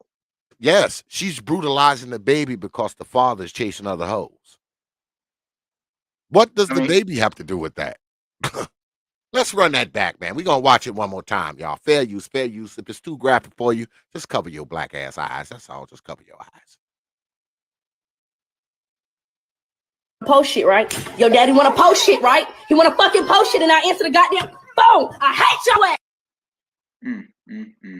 She told the Out of baby, my house. You I just hate posted I'm on your Instagram ass. doing something, but you over here. Get out of my house. Get out of my house. You just posted I'm on Instagram doing shit, but you at my house. Get out of my house. Bye. Get out of my house. You're posting I'm doing shit on Instagram, but you're over here not doing shit. If I'm doing something to your when I was, when I was watching this and I was really thinking, this really shouldn't surprise us. No. I mean, when you think about it. But doesn't surprise me. But the angle the reason why it shouldn't surprise us, we're talking about the very gender who fought hard for the right to murder their own child. Yep. Now you sit back in your seat, put your back in your seat, and think about that for a second. We're talking about the very same gender who fought hard for the right to murder their own baby. This is the result. This right here is the acceptable price for feminism, right here. Yeah. Absolutely it is. This is what it is, right here. This is the acceptable price. This is what they wanted. And I'll go so far as to say this is the reason why they cannot be held accountable, because if you start holding them accountable, they start to lose their power and you won't see stuff like this. I mean, it's just my wife she was horrified when she saw that video. She was horrified. And she was listening to you when you were reading some of those others. She's horrified at this time. She just absolutely mortified at it. and they wonder, Brother Perfect Black, why I'm always talking about these old mamas, man, because I never run out of material, Brother Perfect Black. I'm never gonna run out of material. Ever. I'm never gonna run out of material, brother. I'm never.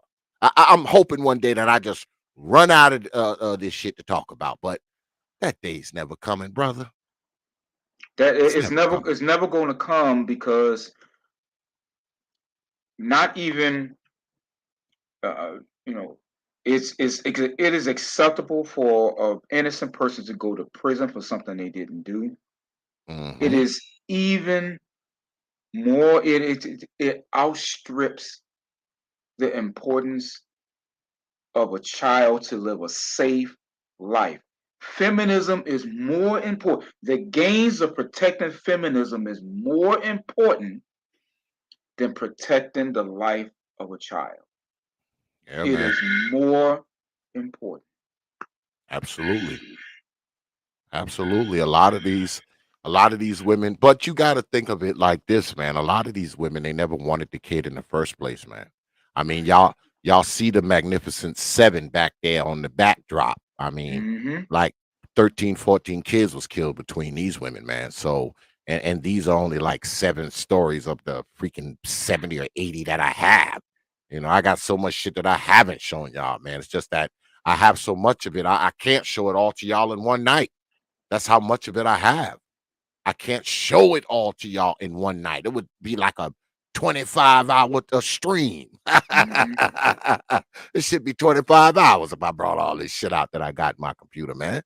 You know, and when I came across this case with the records, that one struck me crazy, man, because you know, you got this 4-year-old baby. She messes around. She gets into the liquor.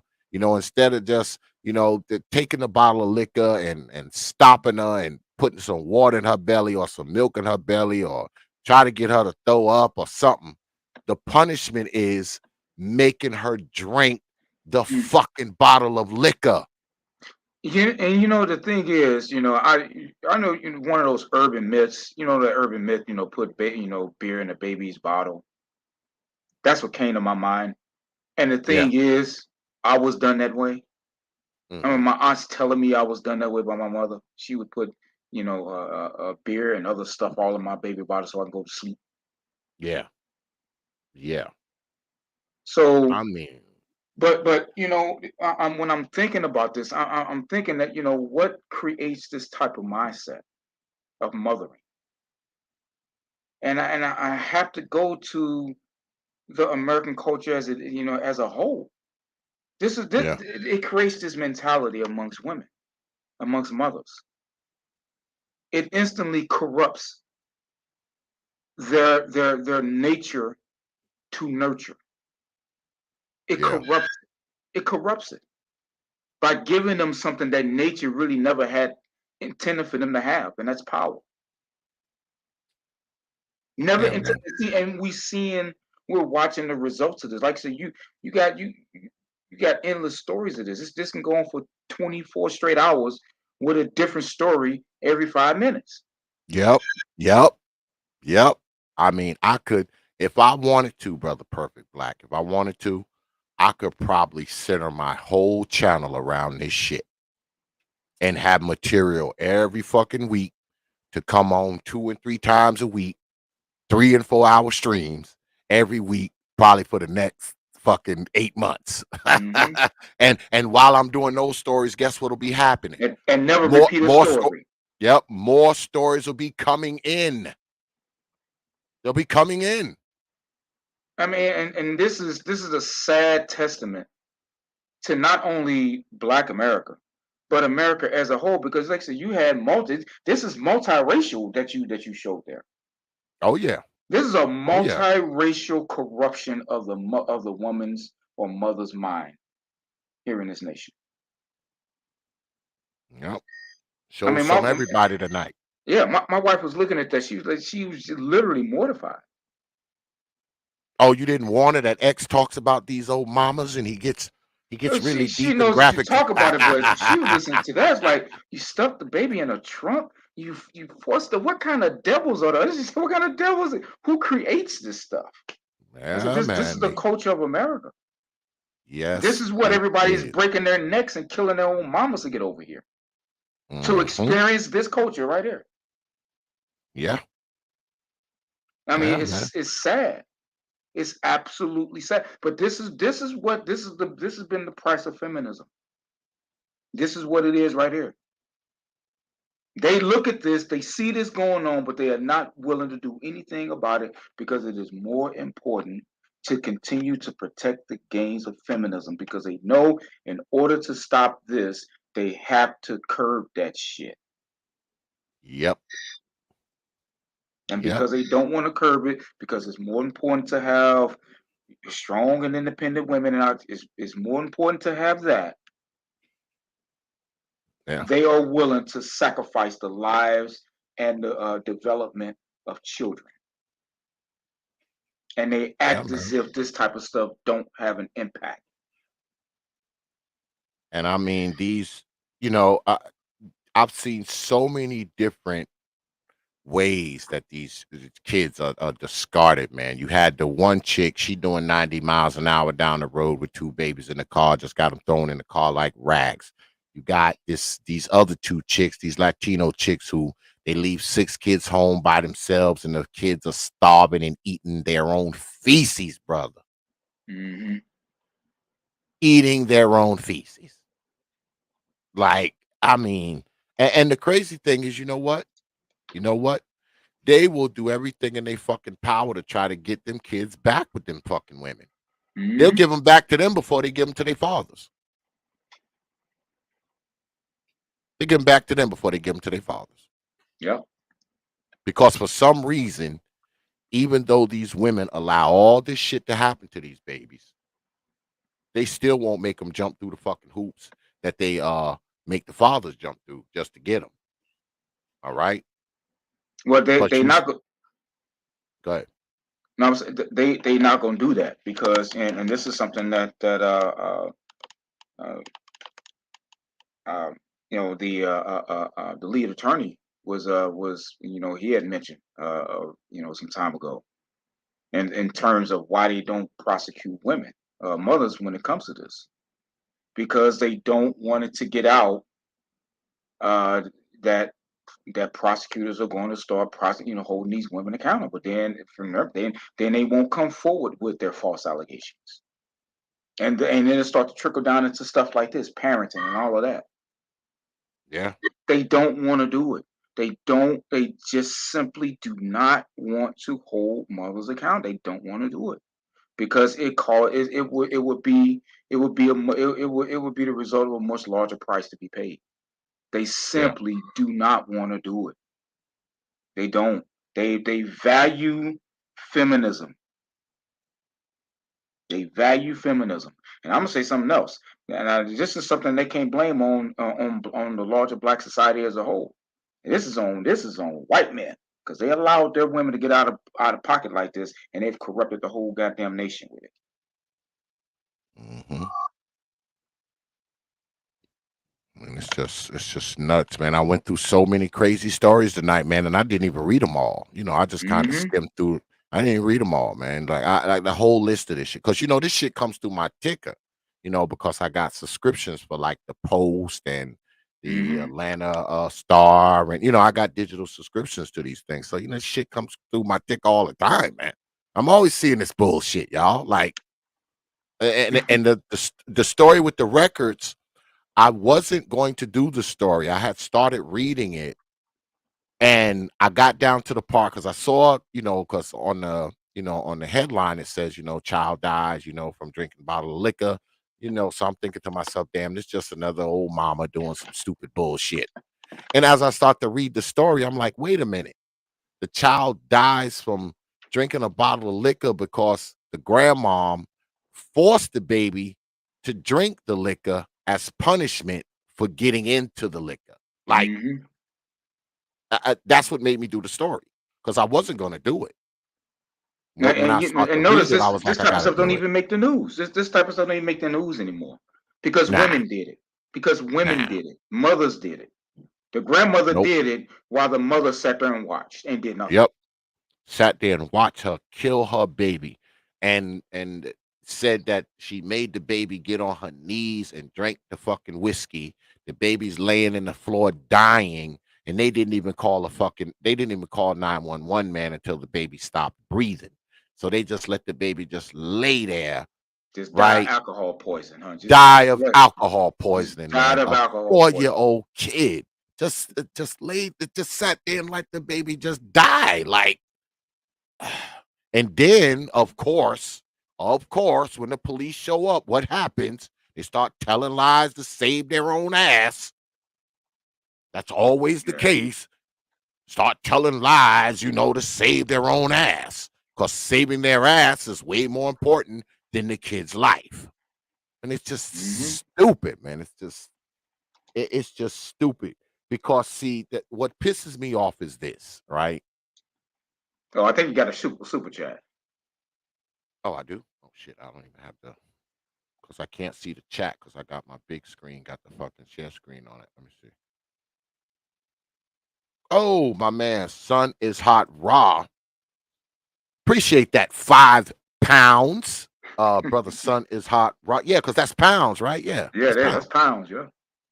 I appreciate that 5 pounds. Brother Son is hot raw. He said, if there were my child, that bee would be strangled.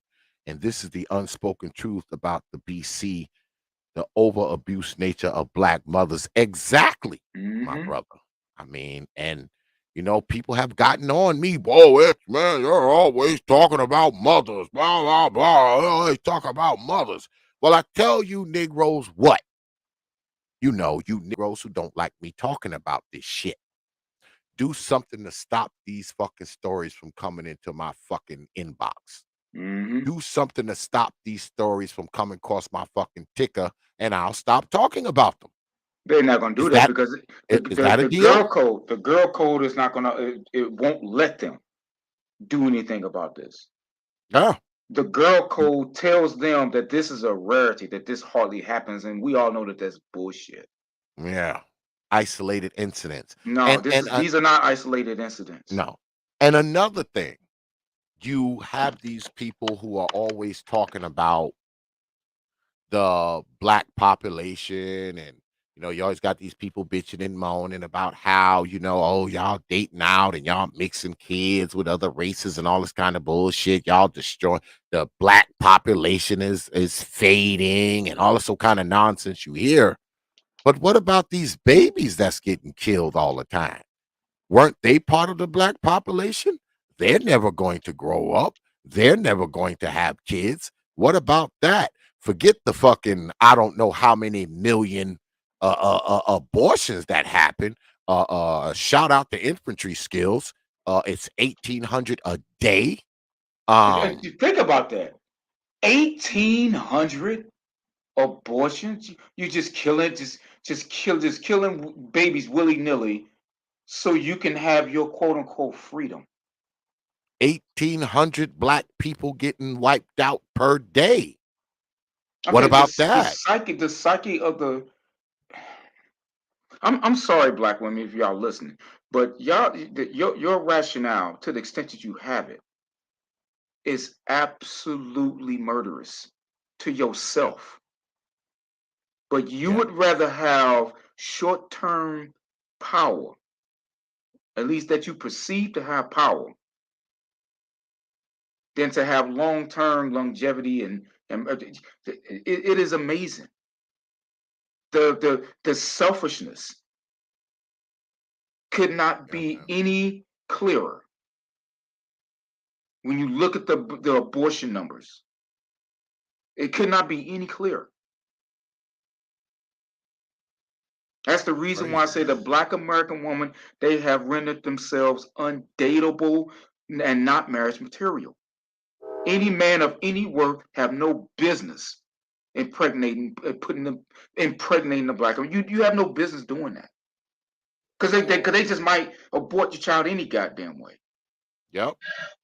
And if they don't, and a lot of times if they don't abort the child while the child is in their gut, they'll abort the child after they have it.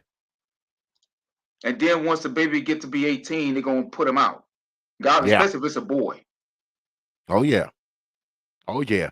Unless he's selling drugs and giving her black ass money, unless he there supporting her ass, He'll be a son husband all the way up until the time he's 21, until the time he's 18, then she just get rid of him. Yeah. And then blame the father that he's not a man. Well, you did everything you could to keep the man out your home. Shit is crazy, man. Just, I don't know, man. It's just nuts, man. Just and then one of those stories that a judge said there was no probable cause to arrest. The one that put into a trunk. Yeah, she put the kid in the trunk because she said he had COVID.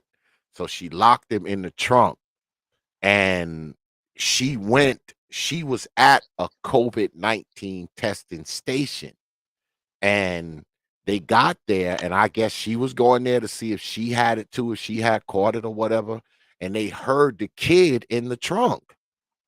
They heard the kid, making noises in the trunk, and she says she locked the kid in the trunk because he had COVID. See, the sense of entitlement that this nation, develops in women. I know everybody is paying attention to this to this Johnny Depp case trial. Mm-hmm. Mm-hmm. I mean, look at that. Now, can anybody imagine? Does anybody really think that she's going to see any charges for ruining this man's career? Man, ain't nothing This is gonna the happen to that sense of woman. entitlement that the American woman is up under. They can Yeah. murder their own children. Hell, they can put their children in the goddamn trunk, and the judge is going to say, "Oh, no, nothing to see here.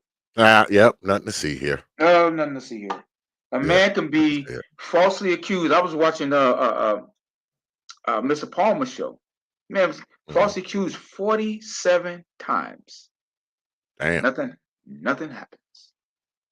He beat God, every yeah, single man. one. I thought I was doing something with 7. He got Yeah, because you've been 47. through that. You've been through that BS before, right? Yes. Falsely Oh accused yes. of bullshit. Oh yes. And then you prove yourself innocent. They don't do shit to the woman No, at all. they don't do nothing. Just goes But on now with her life. his case ended tragically because the father of the boyfriend or the father of the mother goes over and murders this man. Mm. So she didn't put the battery in her own damn dad's back to go murder someone, and he doing 50 years while she's out with another man in California, some goddamn where. Oh yeah, that's usually how it goes, right? The kids end up dead, a man or two ends up dead, and this fucking woman just goes on about her life and go on out and then set up and fuck up other people's fucking existence. This is the type of woman that this nation creates. Yeah. Right there. Yeah. This is what they create. This is they are okay. That's why people say, well, well, we didn't create the white man didn't create it, they're not the ones that, well, yeah, they created the laws for you, but you're the one who's choosing to shoot the gun. Yep. Yep. So I mean, look, any man worth any salt impregnates these women here, you a fool. You asking for trouble. Fool. you asking for trouble. Yeah, because you knock one of these chicks up, this bitch got mental problems, and you don't even realize it, man. You're sentencing a kid to death because she turns around and kill the kid, shoot the kid, stab the kid, put the kid in the freezer, throw the kid in the river, just all kinds of bullshit. Pour liquor down the kid's throat, that just crazy stuff where it's almost as if they don't even see the humanity of these children. It's like they have no respect for the child's humanity to do these things, man. Some of this shit, man, I talk about, man, you couldn't even imagine doing this shit to a fully fledged adult. They're doing it to 2-year-olds, 3-year-olds, 1-year-olds, 5-year-olds, 6 months old. Like, it's the craziest of thing, man. And this is their own child that they had. And they do it because we all know what happens when you don't punish bad behavior. You're basically encouraging it. You're going to get more of it. Oh, yeah. Oh, yeah. And because they are never held to account, they're never held to account. No. Unless it is something so blatant that it is that no judge or anybody will have it is basically out of their hands. Otherwise, they will bend over backwards and find all sorts of legal, do all kinds of legal gymnastics in order to say, well, there's nothing to see here. Keep on moving on. This can just outright ignore it. Yeah. Y'all remember I brought y'all the story from down here where this chick takes her car, drives it into the fucking Atlantic Ocean, right? And luckily, these racist white people were out on the beach and they saw the car go into the ocean and they ran in there and got the kids out. And, while the dudes were getting the kids out, she just sashayed away nonchalantly like nothing was going on. And the kids were just in the car, and the waves were knocking the car all over the place. And the white boys, they got all the babies out of the car. And shit, man, she walked right on out of the frame. She just sashayed out and didn't even look back. You know what she was doing? She was checking her phone while these two white men were going out there to save her children that she had just drove into the fucking Atlantic Ocean, man. She just walked away checking her phone. She didn't even look back. She wasn't like, oh, my baby, oh, my God. Nothing. Nothing. Just sashayed away from there, right on out the frame of the camera. And the white dudes, they ran, they got the babies out and all that shit. And the crazy thing is, they gave her she did 4 years in some type of mental program, and they had interviewed her, after she got out, and she was talking about being back with the children. And guess what? At the time that she did it, I think she had 3 kids in the car, and she was pregnant at the time. Oh boy. And she was talking about, oh, I want to be back with my children. And the crazy thing is, so some man impregnated her after all of this? And let me tell you something. You think they're going to make her do anything out of the ordinary, and she'll be right back with those same children that she tried to drown in the fucking Atlantic Ocean? Yeah, she said she want her kids back. The one she tried to kill. She said she want them back. Because she's out. She's out. It's not like she's in jail. She's out. That's attempted murder. That's attempted murder. Yes, it is. Multiple counts. Multiple counts. And she's out. I mean, I don't even need to tell you what type of life the father would have had he did that. No. He would not have made it out of jail. Yeah. He would not have made. He would have conveniently found himself in general population, and that would have been it. Yep. Yeah, man. He wouldn't have been on no suicide watch. He would have been in general population, and everything that he did would have been general knowledge amongst every inmate. And we all know he wouldn't have lasted the night. Nope.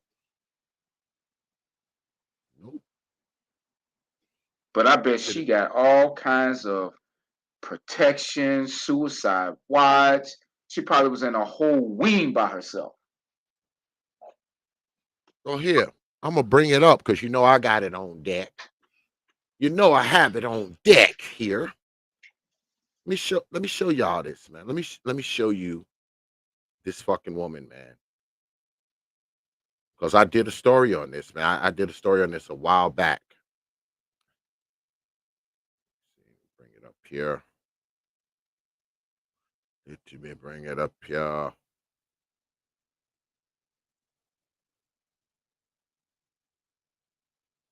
Here we go, y'all. Let's watch. Fair use. Children inside. Police there just wrapping up a news conference about an hour ago. And here's what happened. This is video we first showed you last night at 11. Lifeguards raced into the pounding surf to save the family, and it was all caught on camera. The mother, who was pregnant, was almost dragged completely under the car as it was pulled in by that tide. We've just learned a relative had called law enforcement a few hours earlier. They told police the woman was having some sort of mental episode. When police showed up, the woman told them she was headed to a domestic abuse center. Several officers interviewed her. Domestic. Where was the domestic abuse center? Blame the man. So somehow it's the man's fault she did this. Oh yeah. It's the man's fault that she drove the fucking car into the fucking ocean. And did you see her? Did you see her just sashay away from the fucking car? This is video we first showed you last night at 11. Lifeguards raced into the pounding surf to save the family, and it was all caught on camera. The mother, who was pregnant, was almost dragged completely under the car as it was pulled in by that tide. We've just learned a relative had called law enforcement a few hours earlier. They told police the woman was having some sort of mental episode. When police showed up, they say the woman told them she was headed to a domestic abuse center. You don't see her fucking screaming. So nothing. She took a wrong turn on the way to the domestic abuse center. No, the fucking domestic abuse center was on an island. She was gonna fucking drive to it. told you, soon as something happened, the first thing these bitches do is lie. That's the first thing they do. Notice every story I have showed y'all ever. When the police show up, it's a fucking lie that comes. And they're not even frantic or screaming or yelling or, oh, my babe, nothing. I mean, nothing. It's like, and here she is here. I'm going to show y'all something else. Here, let me show y'all this. Let me show y'all this here. This is really going to piss you the fuck off. This is going to piss y'all the fuck off right here.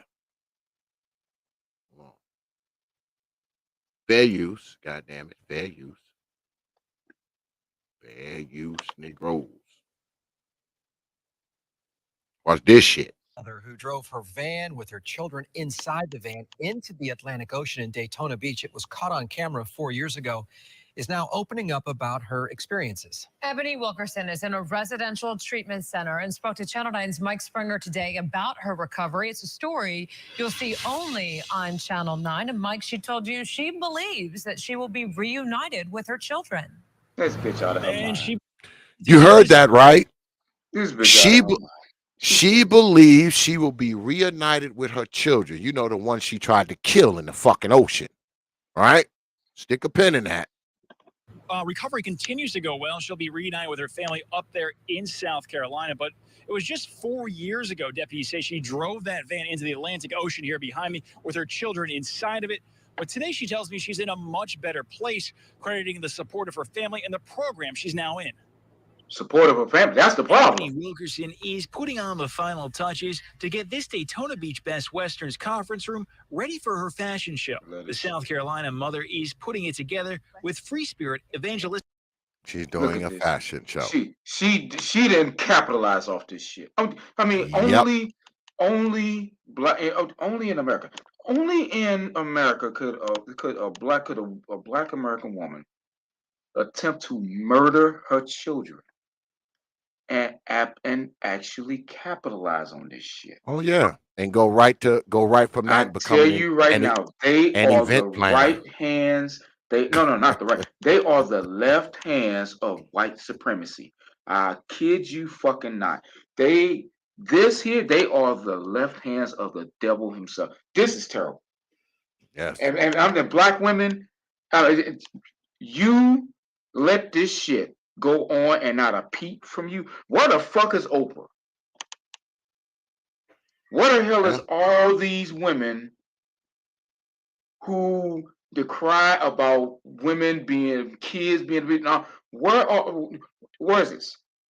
Where are they at? Yeah. Where are all these people who they run to go arrest men and put them in prison for just an allegation? And here this bitch is on live television attempt to murder her own children. And she is in a goddamn fashion show 4 years later. Oh yeah, see, that's all you got to do, Brother Perfect Black, is attempt to kill your kids, and you get hired as an event planner. Yeah, you get hired as an event planner, you know, once you try to murder your children. And people have the goddamn gall, the temerity, to sit and say that these spaces hate women, hate black women. We can point to shit like this and to say, basically, you got away with it. Yeah. And not only that, you're going to find yourself in a better, elevated financial position because of it. Because of it. Yeah, she probably making plenty of money off of this shit, man. She probably wrote a book by now. Wrote a book, and the cover of it is the fucking, on the cover is the fucking car in the ocean. That's on the cover. Black women, y'all ain't got shit. Y'all ain't got shit to say. The cover of the fucking book is a picture of the car in the fucking ocean with the kids in it. Shit is crazy, man. But we continue. This bitch got a goddamn fashion show. Oh, it gets better. It gets better, brother. It gets better. Holistic Outreach Ministries to help raise awareness on mental health. She's been a part of the court-ordered program for the past year and a half to help treat her bipolar disorder. I've been through a lot, and again, I have been a better person for me to be able to step up and say, I have a mental illness issues, and I'm not afraid of that. Deputies say Wilkerson drove her van with her 3 children inside. Stop right there. See over here in the right here? Can y'all see that? See my pointer? That's her. Now, you go further to the left where the car is. They're the white boys. You know, they trying to get the babies out the car. Now, watch her now. When I roll this, watch what she does. To the Atlantic Ocean in 2014. You start having the memories, and you see what happened, and that kind of... She just sashays away from that car and don't even fucking look back. But you can look at her and tell she's insane. All right? She's got those insane eyes, you know? But that old wig, boy, she made sure she got that wig right, though, didn't she? See that wig? We continue. thing. So you're looking back and you're saying, oh my goodness. Wilkerson says she is now eating, sleeping, and taking her medication regularly through the program. But she misses her children, who she sees every other weekend. It hurts, and it hurts them. Wait a minute. They're actually, I missed this part. They're actually already letting her see the kids, not getting ready to. They're already letting her see them. I totally overlooked that part. She's already seeing them. The kids she tried to fucking murder. Shit is crazy. We continue. Because they're not able to stay with me. They ask me all the time, Mom, can we stay with you? And I can't tell them yeah or no. Mom, can we stay with you? Even though you tried to kill us, we want to come live with you. That's because they're not being. That's because they're not being properly educated.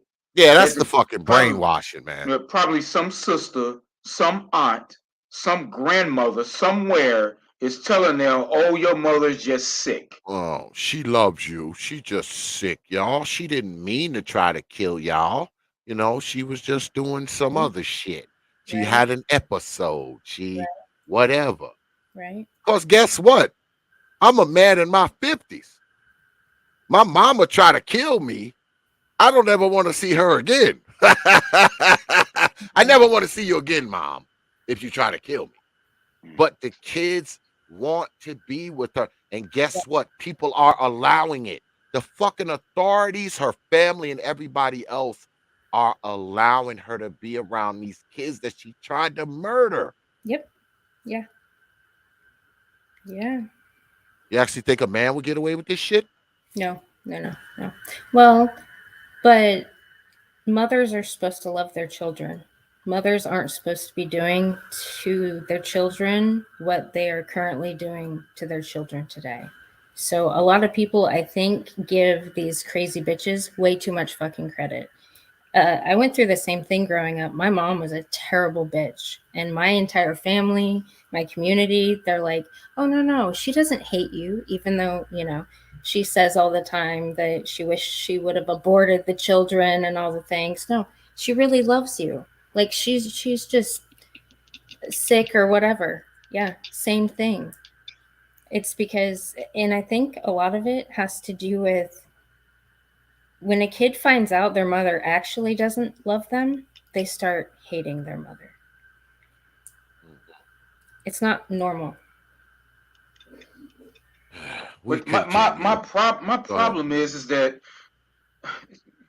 they're given so much leeway to do this. Yes. And I'm infuriated the fact that this bitch, she's capitalizing off of this.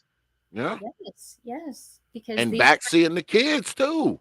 Yes, but she should be ran over by the nearest runaway train. She should be. But these kind of mothers use their kids as tools so they can benefit from them. This is American culture right here. This is the type of parent that the American culture creates right there. Right there. Feminism created this. In all the cultures. Well, I'm sorry, you, ma'am, need to go to your men and start kicking them in the fucking balls because they allow for this shit. No, they don't. No, they don't. No, yes, they did. Yes, the fuck. Black men didn't allow for this. They would be kicked in their fucking balls because it's the white man. I'm sorry. It is the white man that allowed for his women to go. He didn't conquer the whole fucking world for his woman. And what did they do? They went and gave him feminism. Nope. White men are in the same fucking boat black men are in. Well, see, I have to disagree with you there, ma'am, because while he may be in the same boat, he's actually in the boat where it's sinking. He got his hands on the fucking wheel. He can actually do something about it because he got the power to do something about it. You think so? When women outnumber men in our society, how many white men are in Congress who are in position to affect the laws in this? Yeah, and I'm not talking about conservative or liberal because both parties have enjoyed passing these rock good ass silly ass feminist laws. No, they have not enjoyed it. They've been they do it a lot of times under duress because these feminists get these groups together and put pressure on individual men. So they weren't strong enough to say no to their women after they have conquered the world for them. And they say no, that wasn't enough. They weren't strong enough. They conquered the world for their women, but they weren't strong enough to say no. Sit your ass down. They weren't strong enough to say that. What men today has that strength? The very same men who write these damn laws, who have passed these. So these laws are passing themselves. No, they get pressured into passing these laws. I'm telling you, the women. So again, that takes me back to my original question. So they are not strong enough to tell their women, "Bitch, sit down, give me sex, silence, and sandwich." Sex, substance, and silence. Men in our society have been able to do that because they're all divided. The feminists have been dividing the men and pitting the men against each other. So they're not united like these feminists claim to be. So they weren't strong enough. They were strong enough to conquer the world. They're strong enough to maintain and hold it, but they can't. They're too weak to maintain their own home. Is that what you telling us? White men didn't conquer the world. White men are the most militarily, politically, socially powerful people on the planet. You sit here to tell us that they are not strong enough to tell their wives no. I'm sorry. I'm sorry. They have allowed this disease, this pernicious disease, to like a virus, just go around the whole world and just pollute every goddamn thing that is anything that's so much sacred when it comes to family. Have you ever been pressured or manipulated into doing anything by a woman that you originally didn't want to do? Nope. Never. Nope. Really? I have. I've been unfortunately. I've been falsely accused. Now, if you want to get technical and say, well, I have to be forced to go get attorneys and defend myself. I've been forced to put cameras in my home and I didn't want to. I've had to subject, my wife and other girlfriends that was subsequent to her to this type of stuff. So I get it. If you put it that way, yeah. But generally, no. I just think this is just totally insane. But we continue. But at the end of the day, I'm putting as much love in for them, nurturing for them, so they don't feel like that they don't have me there. Wilkerson does not want to let her mental illness. I think they felt that when you drove them into the ocean. I think that's what they were experiencing.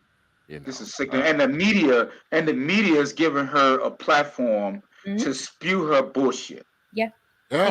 They are giving her every bit of platform to just spew this rock gut bullshit.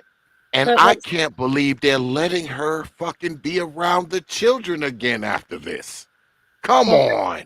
but the Duluth model played a big role in that. But Oh, do you yeah, see it did. her? It's true. Do That you is do you true. see her excuse? It's a mental illness, Oh yeah, that's right. I got right? mental problems. So I Yeah, was somebody else when I tried to kill y'all. right, I'm back me again. right, So I can right. be around y'all again because I Yeah, wasn't no, me when I Yeah, she drove wasn't y'all in in. her right mind because she made a wrong turn on the way to the abuse clinic, i.e. the Yes. Duluth model right there. Women can do no wrong. She was on her Yeah. way to the abuse clinic and found her way in the goddamn Atlantic Ocean. Yeah. yeah. And as the guys tried to save the kids, she just Yeah, they nonchalantly tried to save the walked kid because away. even though it was their gender's fault, why her children went in the the Atlantic Ocean in the first place. Yeah. So they had every duty to go get those children. Hence the reason why she just walked up, turned away nonchalantly on her goddamn cell phone, which I don't know Yeah. how the hell survived it anyway. Right. Good thing those racist white men were there to save the children out of the water. No, Those but damn racist white people. the whole psychology field is infected with feminists. Yes, it Feminists have is. been Yes, it is. they overran the university, like all the universities, and they've been pathologizing masculinity for decades. So they're in control of our society. The literal feminists that make excuses for these crazy bitches are the ones in control because now their psychology is attached to every other discipline in our society. Every government, every piece, it's coming from psychology. They rule. They pretty much dictate how our society goes. And see, blame. when you say that,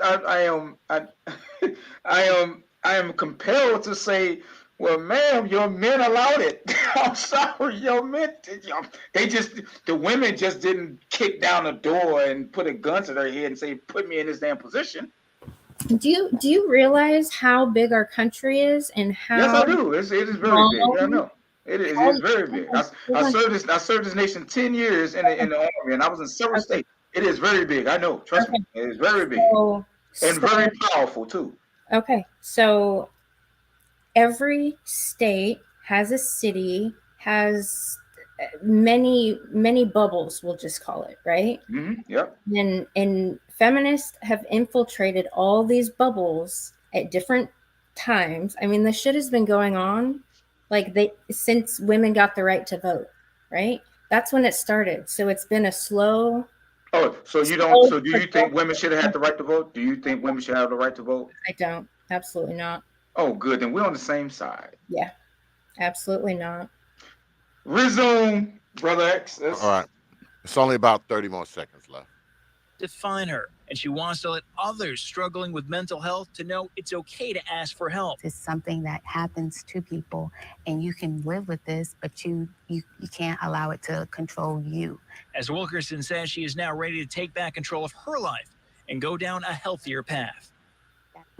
Wilkerson also tells me that once she completes this program here, she hopes to return and be a mentor and advocate for people struggling with mental health issues. Her fashion show will happen tomorrow at the Best Western off International Speedway Boulevard in Daytona Beach at 4 o'clock. Reporting live in Daytona Beach, Mike Springer, Channel 9 Eyewitness News. The South Carolina mother who drove her van. You gotta be fucking kidding me, man. Did he say her fashion show? Yeah, she's an event planner now. You know, you try to kill your children, and then right after that, you get hired as an event planner. See? That's how it works. And well, it's because Black women get to do whatever in the fuck they want, and white people just have to shut up because they get blamed for everything, and they don't push back or criticize. Because as soon as that happens, they're called racist, right? Well, I'm not really worried about anyone being called racist or not, but I can tell you this: it's the white media that is giving her that platform to spew that bullshit. Oh yeah. Nope. Oh yes. And with a white male reporter, no less. That is the white media doing that. Because from my last look, black folks don't have no media. Even though we've been trying, we don't have our own media. Black women control the media. They don't have to have their own that they built themselves. Literally, feminists are parasites and grab onto everything men built. Okay, no, you lost me when you said black. When you say black women control the media, I believe that. Okay, as preposterous as that very idea is. Really? How? Yeah, it is because black women do not control the media, but but the media uses them, spitefully uses them. No. They use the media to promote their fucking fashion shows. They use the media. So that black woman, how did she get on the camera like that? How did that happen? Probably, like, if I were to guess, it was probably a social justice organization got her story, heard about her story, and then advocated for all this stuff. Who okayed it? What do you mean okayed it? Well, we was looking at a media clip, so everything and that's within these media channels, these media outlets, that get on TV is always filtered through some editor who is almost always white. So how did right? So yes. So how did this even get on TV? Because it was pushed for by women. Pushed for by women. Yeah. Okay. But who owns these media outlets? It doesn't matter who owns it. What is the white? How can black women control something that they don't? Hold on. How can they control something they don't own? Hold on. What would happen to a white man in our society if he's like says no to a black woman? Oh, he's going to be called racist. Right off rip. And he might be fucking sued for discrimination. When you say no, what do you mean? Say to her advancements? No. Say this social justice organization, caught wind of this and wanted to advocate for women. Oh my God, black women oppression, blah blah blah blah. Went to this media company. It's like, you need to do this story. What if they're like, no? What would happen? Okay, I see what you're saying. I don't think they would have said no. I think that they have several agendas going. There are more than one agendas that are afoot with her with this black woman with the fashion show. I think there are several agendas that are going on, and not just black women controlling things. But I don't think to say that black women control the media. Yeah. That's delusional. No, it's not. Actually, to think white men have fucking control in our country over the majority being women, that's delusional. The levels of power, the seat of power in this nation of the world is being handled by white men. No, it's being handled by feminists. Okay. All right. This is secular reason.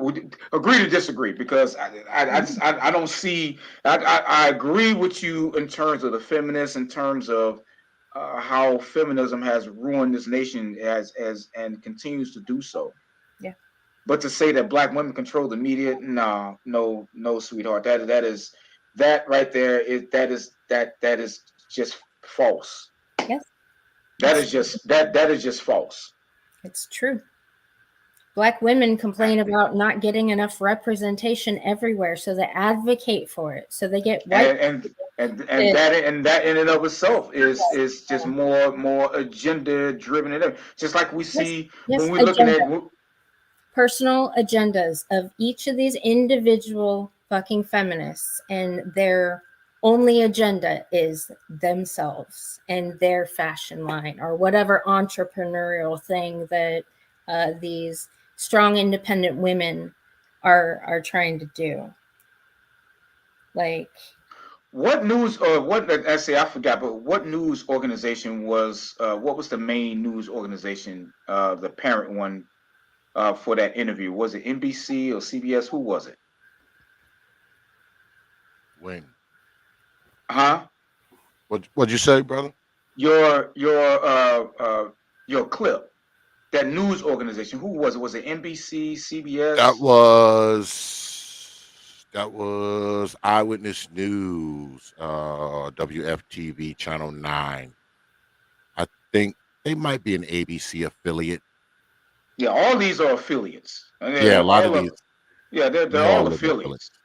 They're all affiliates of one of the major news channels. Yeah. And from my knowledge, they are all owned by white men of one way or another. And they are not letting anything go on that they don't already agree with. Oh yeah, of course the higher ups have to sign off on it. Right. They're not going to do it. And these are not. Sure, maybe some feminists all up in it, but they are not black women. Black women are not controlling the media that way. They may think that they are because it satisfies an agenda for them to think that they are, but they are not controlling. I'm sorry, they're not. they are. Feminists are. Do you know how many women work for all these corporations now? A whole bunch of them. I work for a corporation too. I'm telling you right now. Matter of fact, I work for a corporation. I'm telling you right now. I don't even get on the elevator alone by myself with a woman, black or white or any of race. Why not? Smart man. Wait, why not? Because I'm not going to be accused of shit. You ain't going to give me. You're not going to accuse me of nothing. See, you're if when I go out to the hall, right, and I swipe my badge for it to go up to the elevator to a certain floor, right, and when that elevator opens up, and if it's a single woman in that elevator, I act like I forgot something at my desk. Right. I will not get into an elevator by myself with a woman. I will not do it. Nope. Hell no. Won't do it. See, and you have the privilege of being black, so privilege of being black. Oh no, see, that's not a privilege. Hold on. Let me finish. You only have to worry about sexual harassment allegations. You don't have to worry about discrimination and racism. Wait a minute. Right? You say that it's a hold on, just follow me here. Yeah. You say that because you only have to worry about sexual harassment or sexual if that's not a major thing. You do know whole towns have been burned to the ground. Yes. So no, by a lying woman. By a lying white woman. By a lying white woman, mind you. So yeah, I don't think it's a good idea to put only in front. Yeah, you put only in front like that. Oh, you just only can be. If you lost it, I can lose my entire life. Only. Yes, you can. But just imagine being white and being blamed for hating gay people, being racist, being sexist, being xenophobic, and being blamed. Yeah, you are white and you control the levels of power to where you can do something about it. Can you let me finish? Okay, well, I'm gonna let you finish, but I'm gonna let you finish, but I have to say this. The two aren't the two aren't comparable because you are comparing one that have no recourse or very little recourse against something like that. Versus the other demographic that they may be accused, but they are holding the levels of power to actually do something about it. No, they don't. Now, whether they don't want to do it for the reasons they don't do it, that's a different discussion. But the fact is, they are holding the levels of power to actually do something about it. No, vulnerability. And when and if they get it in their mind to do something about it, there's nothing that you can do about it. Right? Right. If they target you, if they want your head, they will try any tactic and any accusation to take you out just for telling them no. White men control the levels of power in this nation, and when and if they get it in their mind to do something about it, there is nothing that even Margaret Sanger coming from the grave herself can do about it. He said Margaret Sanger coming from the grave. But I'm gonna that this went over way longer than I wanted to, but I want to do this story because I want to end this on a good note because we've talked about enough raggedy ass mamas tonight. All right. We've talked about enough of them. So I want to share this with y'all. It says and this is the Savage Post, and it says here, newborn left by dumpster defies all odds by becoming a millionaire. 3 guesses who left him at the dumpster. 3 guesses. I'll give you a hint. She's female. She probably looks like him a little bit. A black woman. 3 guesses who left him by the trash can. The mother. But anyway, it was in 1989 when Freddie Figures took the news by storm after being found next to a dumpster as an infant. Years later, he grew up to be a business owner with millions to his name. This is the tale of a man who did not let his circumstances define his future. A twist of fate. Quincy was a small city in Gaston County, Florida, with an estimated population of 7,000 people in the 80s. Of those residents were long-term partners Nathan and Betty Mae Figures, whose lives were about to alter forever. On September 28, 1989, while dumpster diving, now listen to that, put a pin in that. They were dumpster diving. While dumpster diving, the couple stumbled upon a baby boy amid the trash. The baby was only 2 days old when they decided to take him in and gave him a forever home. Fortunately for him, the couple was no stranger to caring for children as they frequented as foster parents. A forever home. The couple was relatively old at the time of little Freddie's adoption. They were nearly seniors and came from humble backgrounds. Life wasn't easy for them as they had to work several jobs of ends meet. Mr. Figures had juggled 2 jobs as a handyman and maintenance worker while his wife worked as a farmer. I saw my father always helping people, stopping on the side of the road, helping strangers, feeding the homeless. Fred recalled with pride. He was an incredible man, and for him to take me in and raise me, that's the man I want to be like. But the reality wasn't always sweet. One man's trash is another man's treasure. The couple may have been poor, but they were rich in things that money could not buy. Love. Freddie never had to doubt his parents because he knew he could always count on them. One of the ways they showed they cared was by dumpster diving. They did it in hopes of finding items they could bring back to their son. Now, these people were poor, okay? They would dumpster diving, right? One man's trash may be another man's treasure was a saying that Freddie was well acquainted with from his humble upbringing. But some treasures seemed more out of reach than others. A gateway computer. We couldn't afford one, Freddie recalled, but all that would change soon. The ugly truth. After many happy years in the Figures household, Freddie naturally began to grow curious. He wanted to know the truth about his birth mother and why she abandoned him. Notice, we got it right on mother. So at only 8 years old, Freddie decided that he wanted to know the truth and sought help from Nathan. Although he wanted to help his son find out the truth, Nathan was not very eager to share what little information he had about Freddie's birth mother, let alone her story. He was afraid of Freddie's reaction and how it would affect everything they held dear. A father's love. Freddie remembered how his father eventually told him the truth. Nathan said, "Listen, I'm going to shoot it to you straight.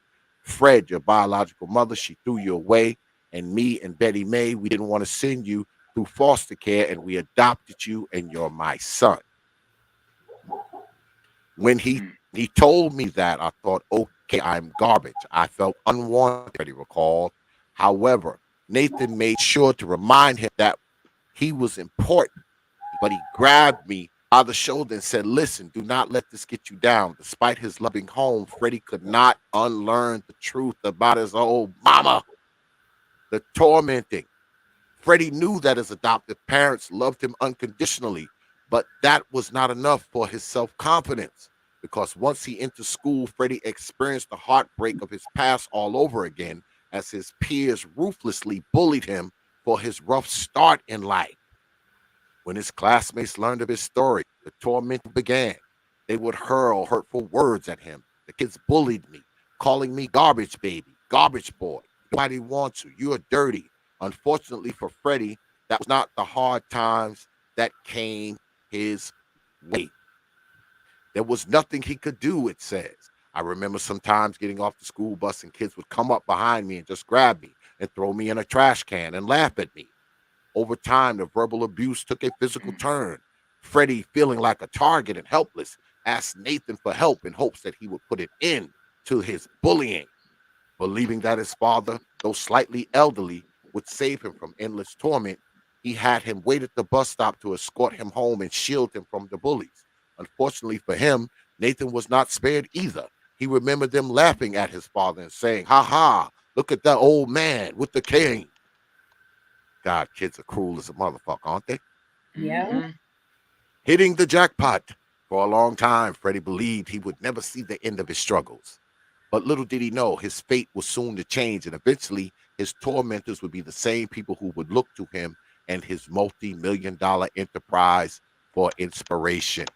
Right. By sheer luck, Nathan and Freddie came across an old computer at their local Goodwill, and after negotiating with the sales associate, they were able to make Nathan's dream a reality, even if the computer barely worked. We persuaded the sales associate, and he said, "Hey, I'll give it to you for $24. Freddie shared. A newfound hobby. Freddie was overjoyed that he had found a computer that was within their means. So we took the computer home, and I was just ecstatic.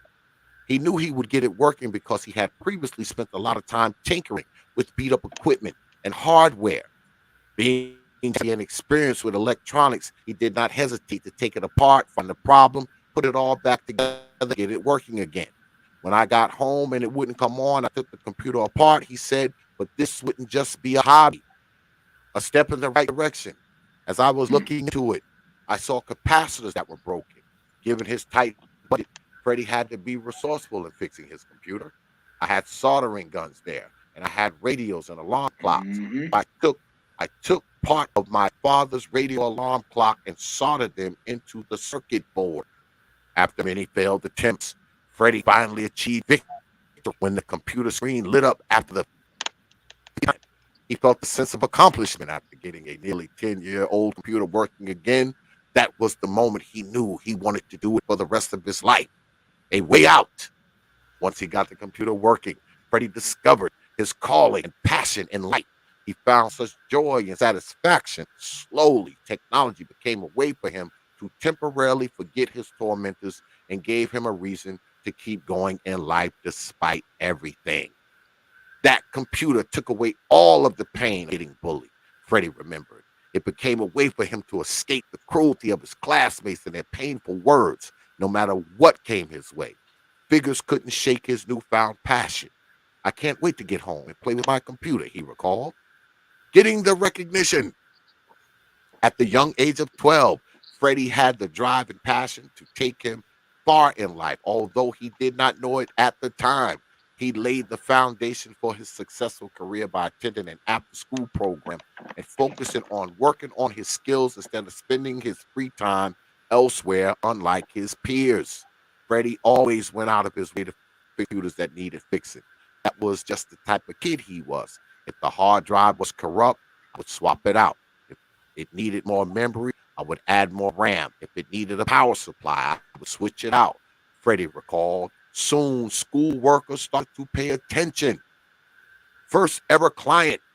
It seemed that Freddie had once again lucked out and hit the jackpot because the staff member who had recognized Freddie's potential and talent was none other than the mayor of his hometown. Coincidentally, she also ran Freddie's extracurricular initiative. Having proven his talents, Freddie got his gig. She shows me all these computers in the back. Oh gosh, maybe 100 of them stacked up. And she said, I need these computers repaired. Freddie had visited the town city's hall with the mayor and left with his first job. Different from the rest. Although Freddie was only 12 years old, that did not stop the mayor and the other government employees from believing in his talent. This opportunity gave him an early start in his career. Freddie worked for $12 an hour fixing stacks of computers in the back room. That was more money than any of his peers were making at the time. Now look, you see the newspaper posts. where they're like local teen is computer whiz. And I think I remember this shit. I kind of think I remember, but I don't know. Now we're gonna skip past this. We're gonna go down a little bit because I want to get to the goddamn end. Because it's too much, y'all. I can't read it all. Goddamn, it's just too much. Too much, folks. I'm gonna pass and get to the ending.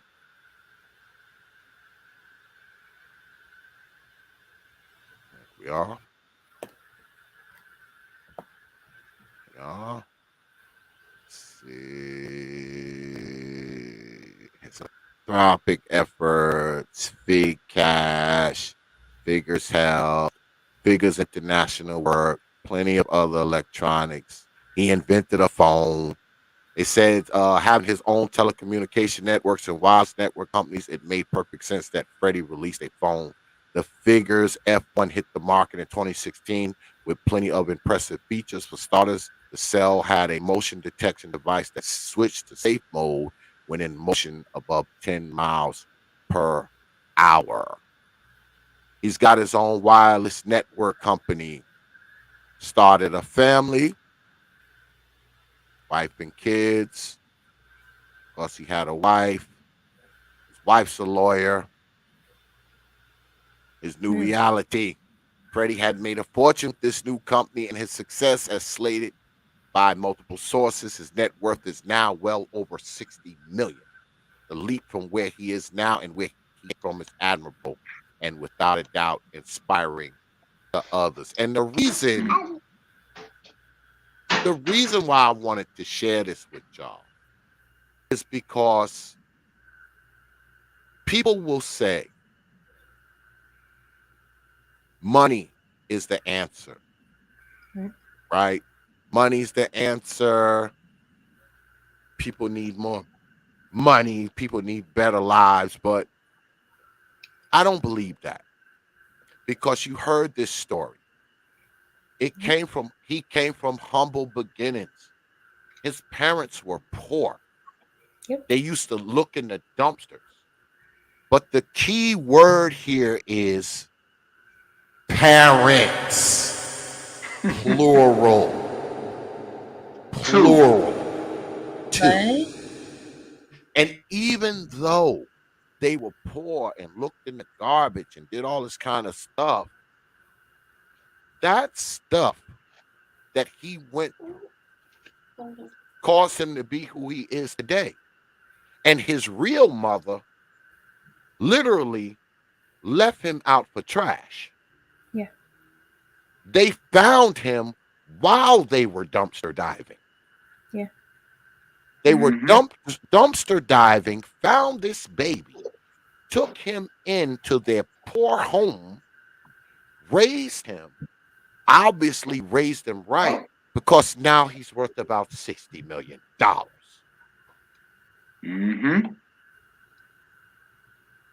So when we talk about these things, man, when we talk about parenting, and people are quick to say, oh, man, parenting.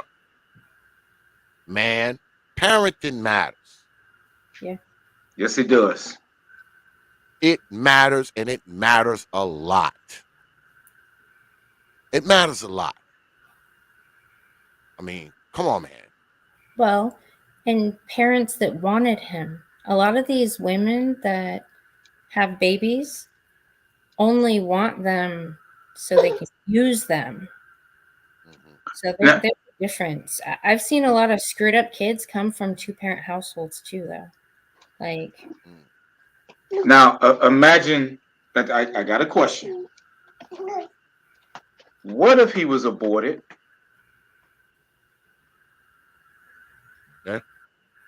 What if he was? See, now I can. I've never heard this story, brothers, before you put it up, and I know I've said before. I was raised in foster care, and I remember when I was a kid. That's how I got started in IT. You know, I remember when I was a kid. I used to love tearing apart computers. I would tear them apart, get to the point I get my ass whooped. I would be tearing them apart, but I would tear apart computers and putting them back together, right? And I never heard this story. But the first thing that came to my mind was, now what if he was aborted? Yeah. And this is the shame. This is the shame of the feminist movement. Because how many millionaires and brilliant minds get aborted every day? Right. Every day. Well, Every day. unless they gave him up, because I mean, thank God he survived. Right. And that the natural progression of his own mind was more powerful than the fact that he was thrown in the garbage. Literally. Yeah. Literally. But how many brilliant minds like that is aborted on a daily basis? 1,800. 1,800.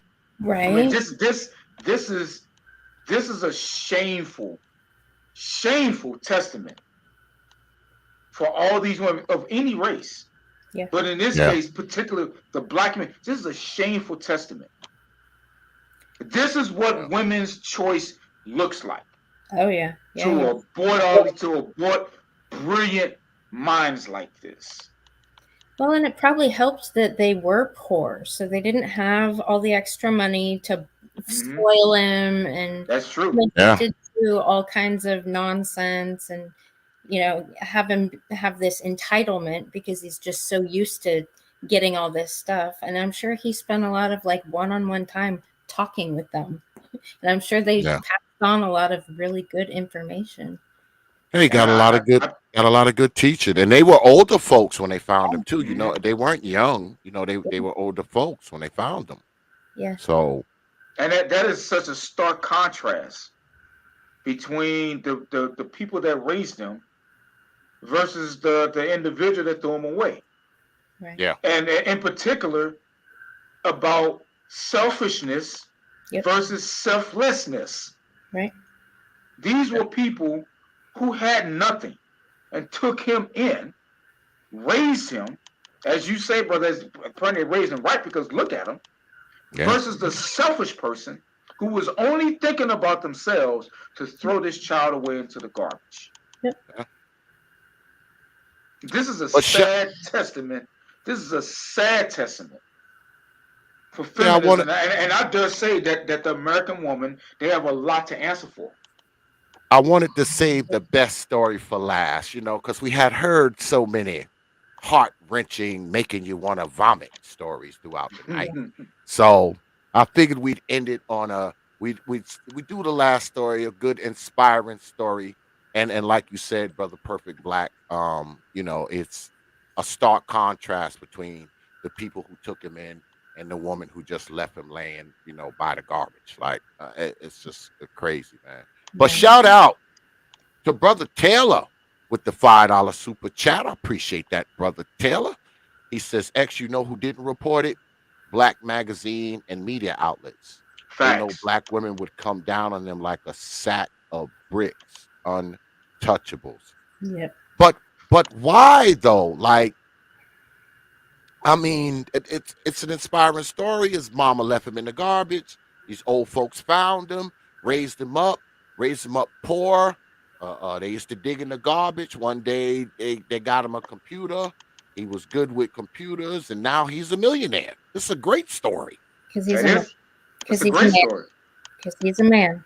Yep, because he's a man, and likely the woman, the person that put him in the garbage was some black woman who I would say was probably in a better position than the very people who was dumpster diving and found him.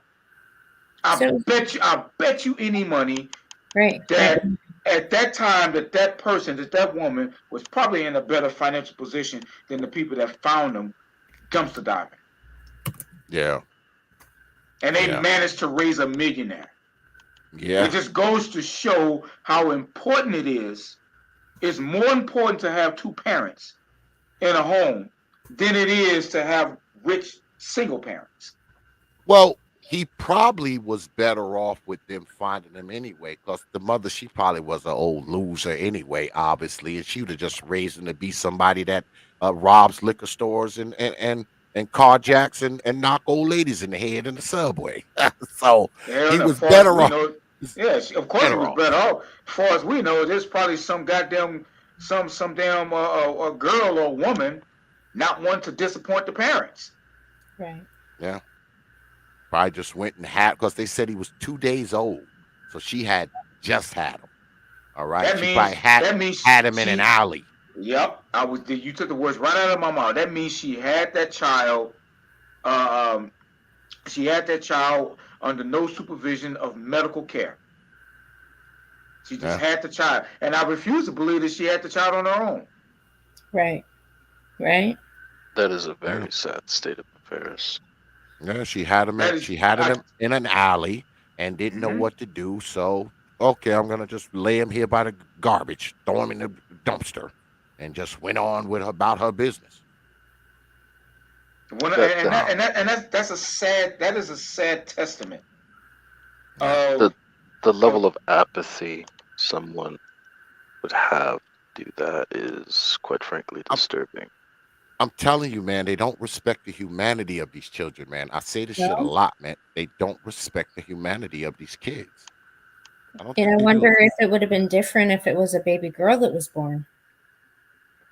I don't know. Well, they might have would have tried harder to locate the parent, but they found the kid. You know, obviously, luckily they got the kid before the damn dump truck came. They just I he gotta just agree with her on that one. I don't hear these type of stories when the baby's a girl. I haven't heard it, but I mean I can be wrong. I haven't heard it. I would assume there's no difference, especially given how I've done a slew of research on abortion rates. Black females are aborted males. Yeah. Now I do agree with that. They love aborting. They love aborting their boys. It's a goddamn sport. T.P.O.T, if I may. 1,800 a day. Go ahead. So Perfect Blackness, yes? That's your avatar name, whatever? Yep. Okay, so I've been watching. I agree with a lot of what you said, but I disagree with very few things you've said. So, like you and Mandy went over it a bit, like saying the media is white owned or feminism is because white men allowed it. One, back then, I don't think white men knew how far they would push.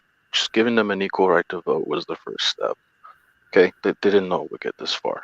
And one, blaming an entire demographic and claiming they hold the power when actually the seats of power is less than 2% of white men and other men who are not white at all. We won't go down that road. My point is that if you look at if you observe how feminists speak and what they say, the majority of the time they're slandering white men. And the biggest advocates, like in numbers wise, on men's rights movements speaking against this are white men. The majority of suicides is white men in correlation to an abortion. So, and like I've actually been there myself. Like my own ex, she gave me an excuse after she did it behind my back and told me by text. She told me feminism lets me do it. That broke me. I'll tell you that right now. That was 4 years ago. Come a long way. But point is like being white and kind of hearing you just say it's white men's fault. Yeah, it kind of stinks. But like I understand your angst because that's what it looked like. But that it's. I don't have any angst, but go ahead. I don't have any angst. Well, kind of saying it's white men's fault and they allowed it. They're steering the ship, you know. Are they? I don't think so, buddy. Like, and the majority of media is actually very slanderous against white men. In fact, almost all social media, you can look around, they won't allow any kind of racism unless it's against white men. And feminists, all they do all day is bitch about a white patriarchy. You see what I mean? Like, I'm trying to level with you because I agree on a lot of things you said. No. Okay, and not just that. My last point, and then I'll get your thoughts. The majority of aborted babies are white. Do you know that? Yes, black babies are aborted at a faster per day rate, which is fucking horrid. But over time, since the 70s, when feminism crept in, yeah, white babies have been the majority. Altogether, black and white, it's about 80 to 100 million aborted babies.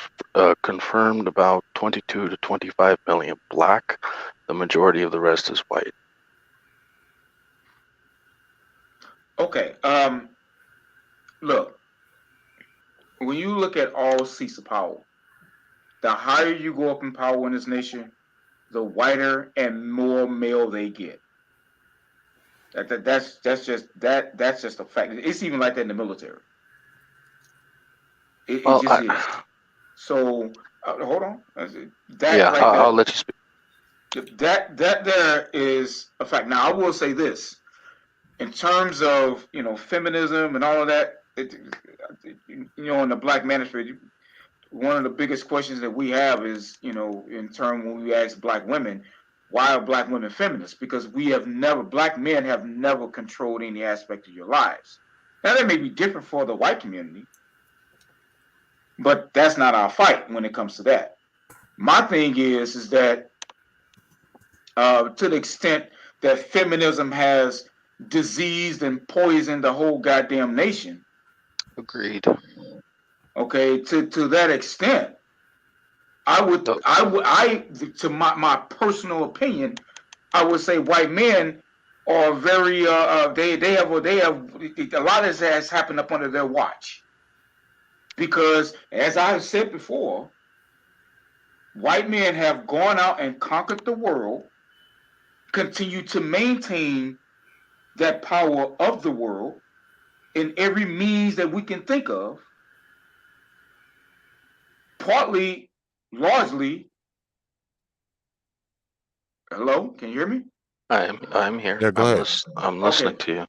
Partly and largely, in part to please their women, and your women have turned around and given you her ass to kiss, and they've given you feminism as payment. Yes, I agree. And this is actually why a lot of white men are dating out of race, because the white women completely betrayed them. just like I encourage black men of any means, I encourage them to date and marry black women of other cultures. Mm-hmm.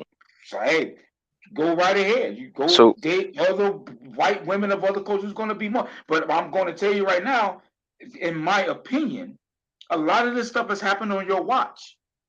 Well, you can't just say my watch, because the white working class. I'm talking generally. I'm not talking. I know. Just speaking in generals is like saying, like, imagine I was to be as offensive and nonchalant as to say all crime is because of black people, which is not true. Mm-hmm. Like it's kind of that far out, but I understand your perception that white men were at the watch and this happened. So it's like you could say men gave their women an inch and they took 10 miles. Like, yeah. But the thing is, we're talking the white men who are in power alongside Jewish men and even other men of different races. It's not just one race. It's a group of people who are less than 2% of the entire globe. Well, see, the reason why I say this, because when all of this started in terms of feminism, the suffrage movement and all that, when all of this started, white men were in firm control, not just of the world. They have opposed it quite often. Yeah, they've opposed it, but still, when all of this started, the white man was in full control of everything.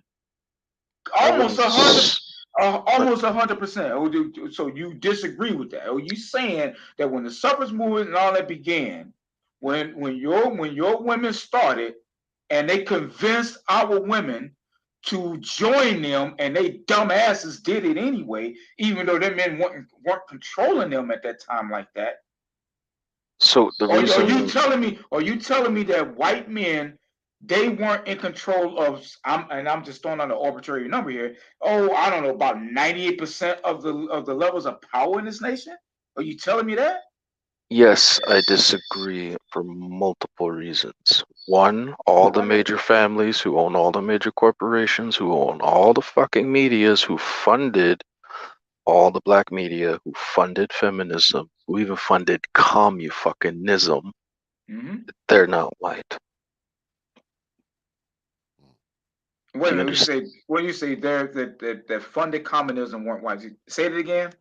So they funded feminism. These groups of people funded feminism, funded communism. They even funded fascism.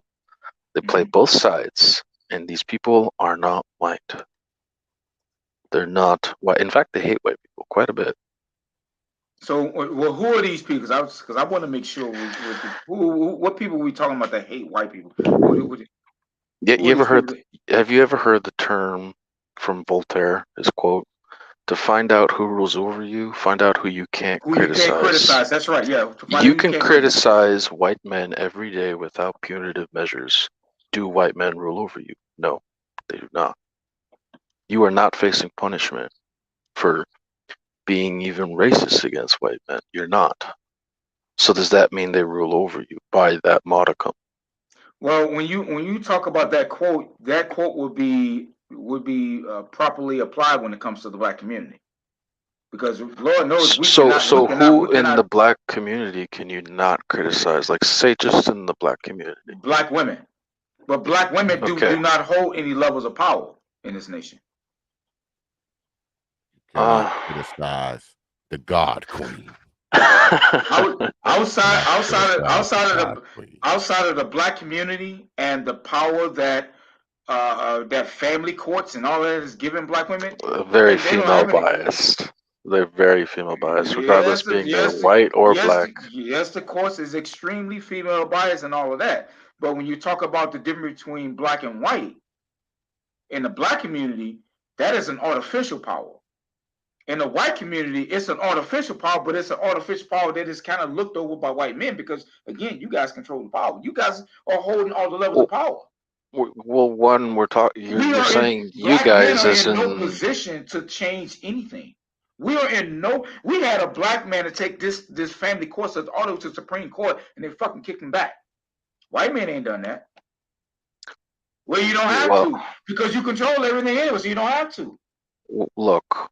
You can't just say one race, it's males. A race of people who consist of 750 million people, less than a billion, control all the power. We don't. Okay, and I can't even say I'm part of we, because white people don't even see themselves as a community. They see themselves as individuals. So I do not refer to the power structures, even though I despise the system. You'll find more white people against the system than black. I can guarantee that. Pardon my French. And they will never say, oh, it's just this group of people. It's a set of very, very powerful, influential individuals playing chess with our lives. And our division is thinner than you think.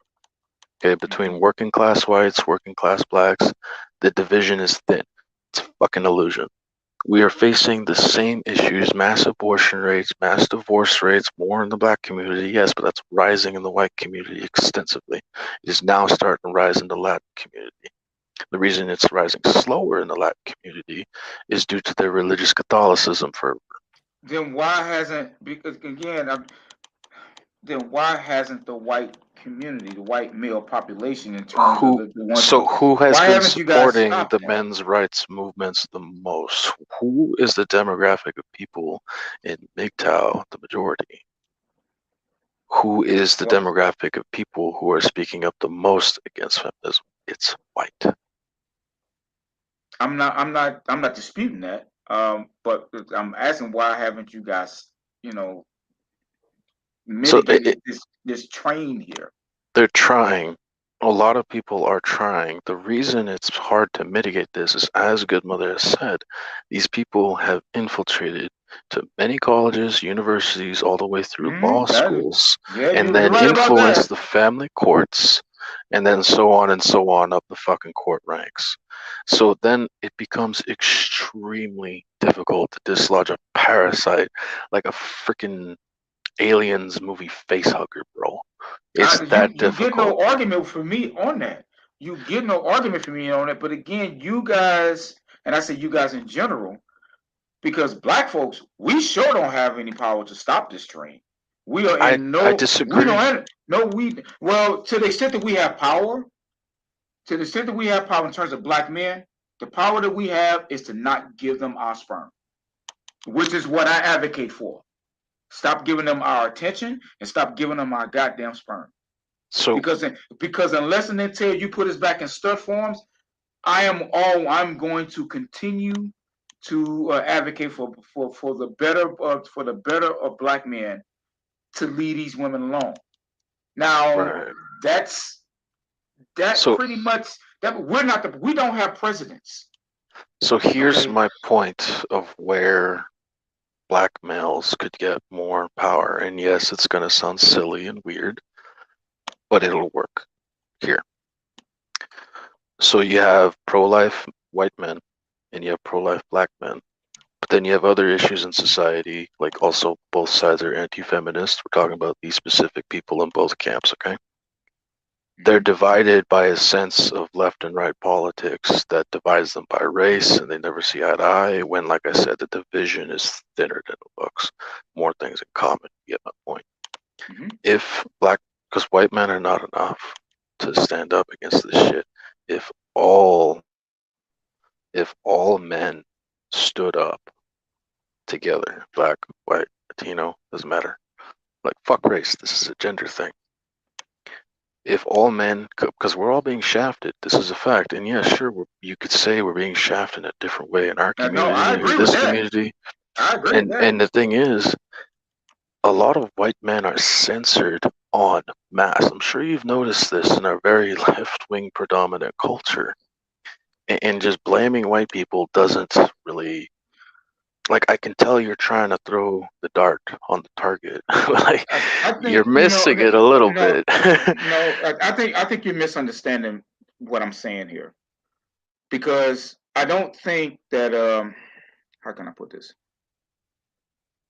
That what we're disagreeing is more so on the periphery.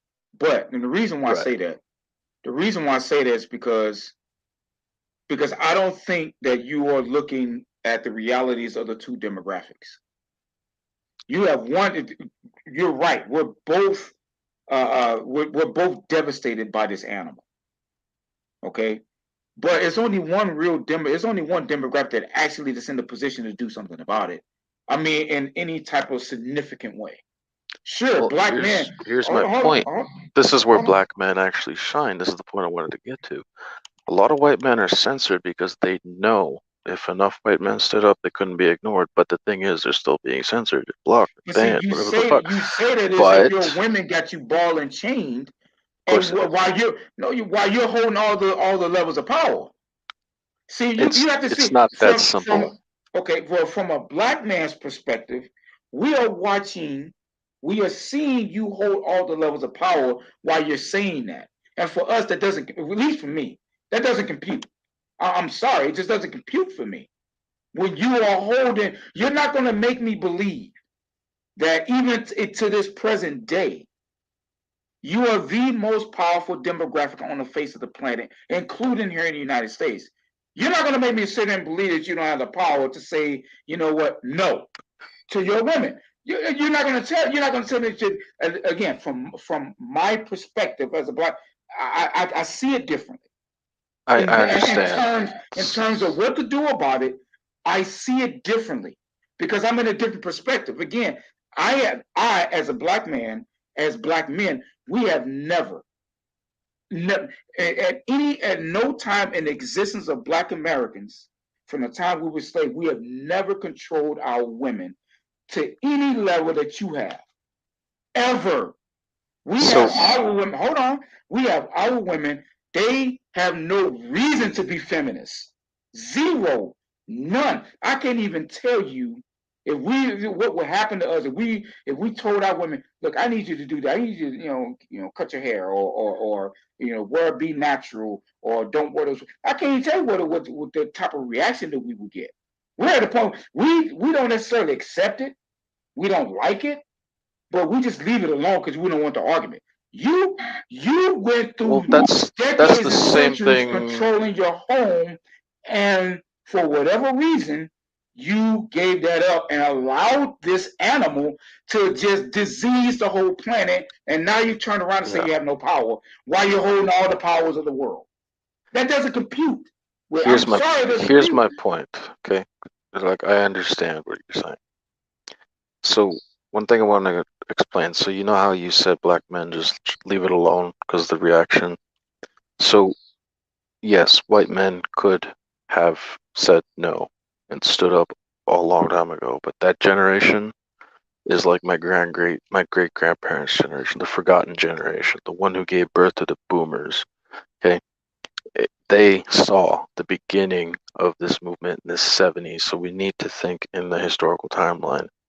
So in the 70s, yes, so right now, the current generation of white working class people have zero zip, no fucking power. Yes, they do have voter power. Sure. Do they have an excessive amount of influence in, say, like fucking lobbying and politics like that? No, that's like the 2%. Okay, I'll reiterate that again. And the point is that the last generation to have had their wives actually listen to them en masse and obey and be traditional was the forgotten generation. After boomers, it all went to shit. After the hippie age, it all went to shit. It was dilapidated. You could even say it got decadent. Okay, so it's similar in the sense like the reason I say if black men and white men got together and black men would actually gain more influence over this is that in our current decadent culture, the political left has a lot of self-hating white people who censor anybody who's white, who's against feminism or any of these left-wing fucking concepts, who support these abhorrent things we're both against.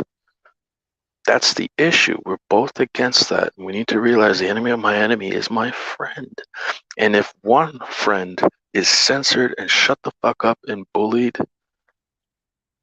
what's wrong with that friend being put down asking for a bit of help? Okay, well, all right. Well, so let me ask you this question then. All right, because I have to be able to logically square this. Mm-hmm. When you say, and please don't get the wrong idea about it, but when you're talking to certain wheels are turning. When you say the black men and white men should get together and all of that, you're talking about one demographic who is most powerful versus, I don't say versus, plus one demographic that has no social, political, social economic power at all. I'm not understanding what would be the need for the two to even need to I think you underestimate the level of influence black men have.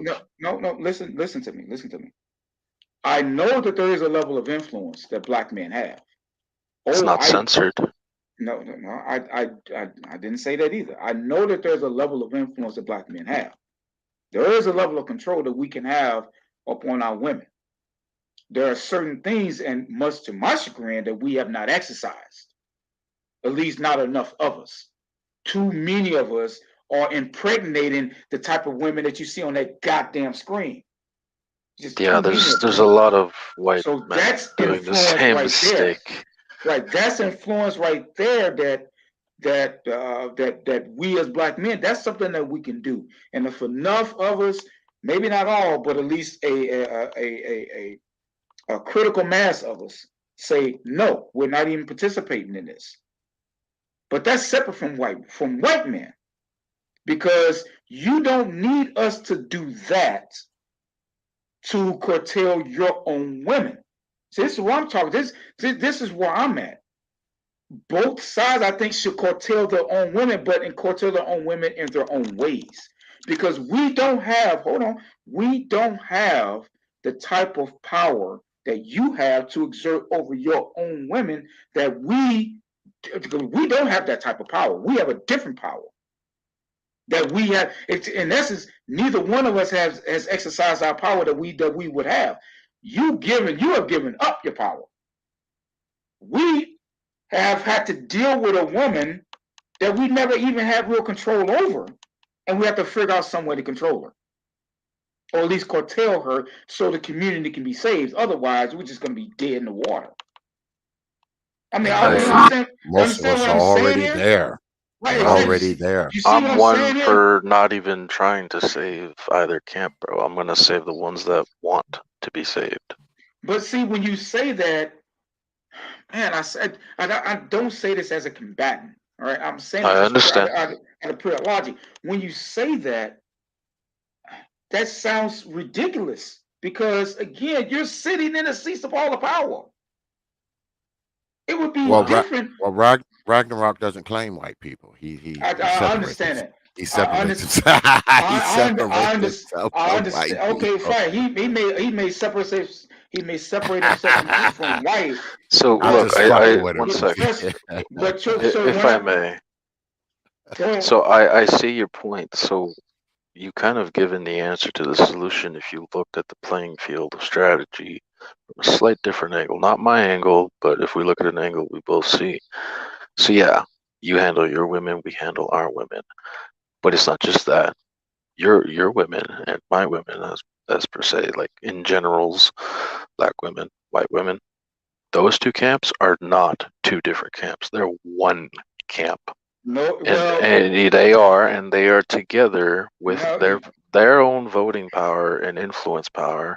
They are influenced. They have achieved. Yes, they have. They can't be in the same camp if both of those camps they respond to two different stimuli. Yeah, sure, but here's one thing. One sec. Let me finish. Let me finish. Screw the desires that both sides have. What one desire both of them have and capitalized on since the 70s is that they wanted more rights for themselves. In fact, if it wasn't for white women combining with black women and making a singular camp, yes, they're both in their different areas. They call this intersectionality. Okay. They didn't combine, they duped. That is a big difference. Look, you need to understand. Combine, they duped. They convinced black women that they need to be separated from their black men who were controlling them. Let me explain. Really wasn't controlling them. They willingly did that themselves, sadly to say. I'm not trying to argue with you, okay?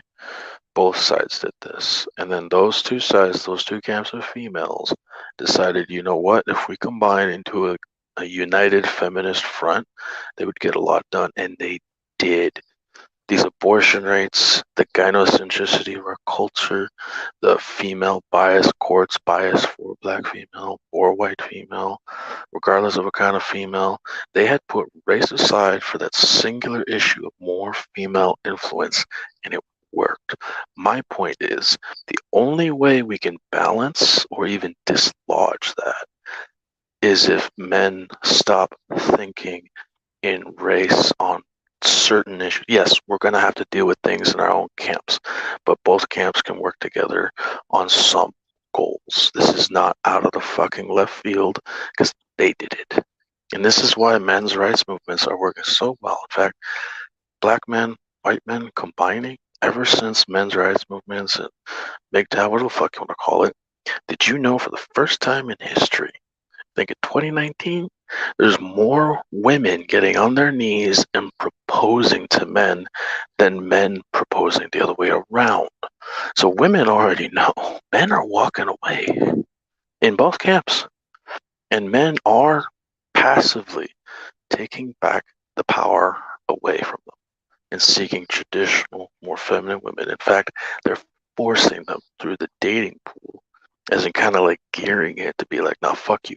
I ain't looking for no one night stand. I'm looking for a wife, you know? So both camps are doing this. We're actually having more effect as a combined humanity of both camps in those sectors. So in courts as well, some of them are starting to realize because of that combined effort. So yes, the fact that many white men are censored, but black men aren't, but white men have a lot of voter power and black men have the fucking megaphone. Do you understand where I'm getting at? Power into that megaphone goes all around. White women and the black women all fucking hear that. In fact, a lot of women are abandoning feminist ideas. One, because both camps, black male, white male, are fucking gearing the dating economy to be less decadent. So we gotta understand strides have already been made. Well, I don't doubt that. But I will always maintain when it comes to the two camps, when it comes to the two camps between black men and between black men and white men, um, I would say we can say that the umbrella enemy is feminism.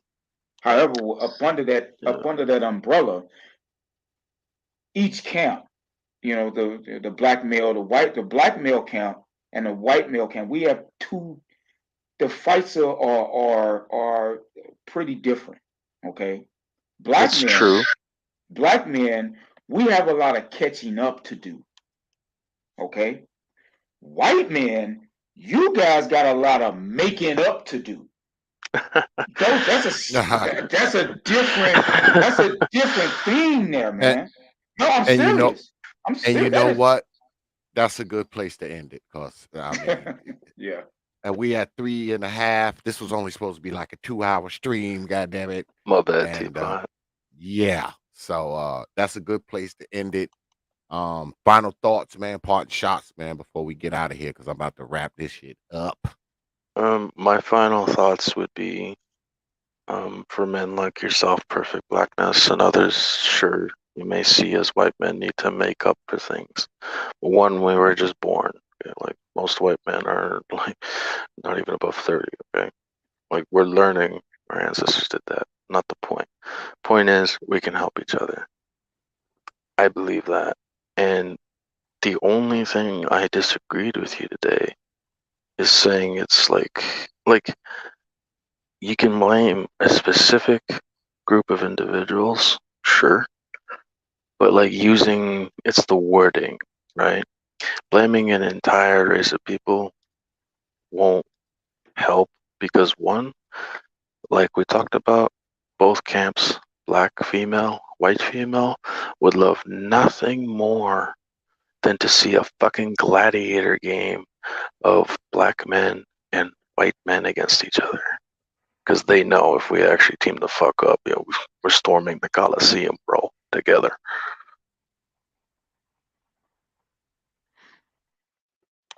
Yeah, I mean, you're right I on don't that. want your help, white man. I don't want your help. And I do appreciate the civil and humorous conversation we've had today. All right. Oh, absolutely. I'm not gonna. I don't get off in cussing or I don't like getting off into that.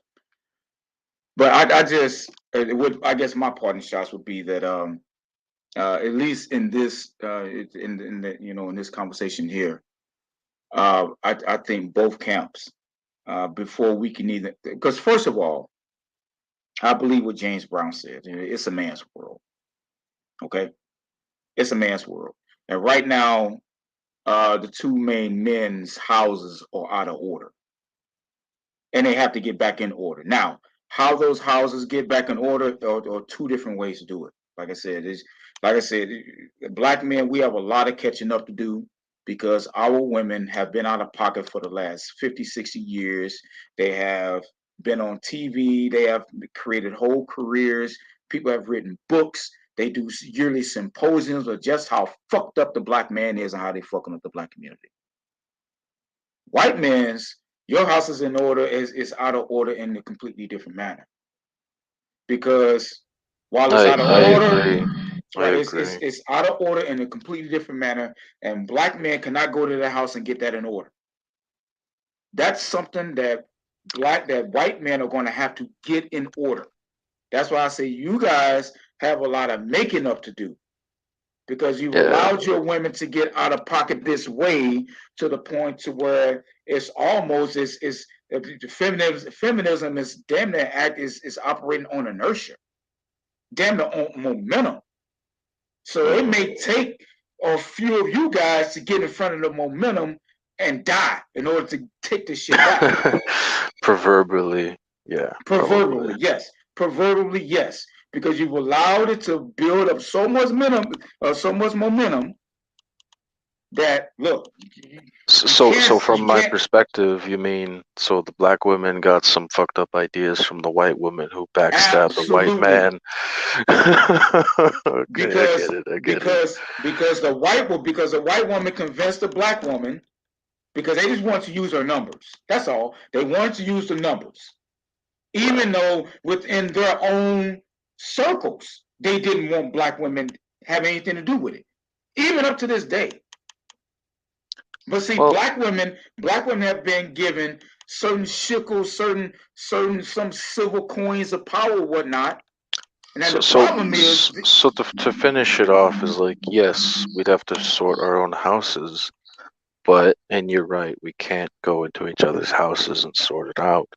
But what we can do is go to their two-camp secret meeting spot and be like, what the fuck are you doing together? well, see, this is what the black manosphere is all about. See, this is one way for the black man to get his women in order, and people like me getting on and saying, and encouraging black men and means, don't put your dick in them. I agree. Don't put your dick in them. Yeah, don't put your dick give them in your time in them. Look. Don't give them your time. Don't give them your money. Don't give them nothing. Nothing at all. Period. I'll say the same thing to white men about feminist white women, because goddamn, my ex fucking killed my baby because she thought feminism lets her. Not a joke. I don't condone that is a tragic thing. But again, when I say you, I mean you in general. So I suggest a slight change in wording. You get more influence from, per se, not black men, given that. Because, like, look, feminism bitches about white men the most, including black feminists, okay? Like, the shit that comes out of their mouth is white, cis, fucking straight people. Like, the most. So, and I'm sure black men see that. That's right. Again, that's in your wheelhouse. I mean, even though the LGBT community, that's mostly white. I'm sorry, that's mostly white. Even though they use black people as the face of it, which is shameful. Well, there's some black, there's some white. It's what it is. Like, look, that stuff, like, literally LGBTQ is less than 10% of the entire human race. Like, the fact that it's seen as the fact that it's kind of normalized here in the West is because in the majority of the world they get thrown from a fucking building. No, you're right. I mean, that's true, but it's still mostly white.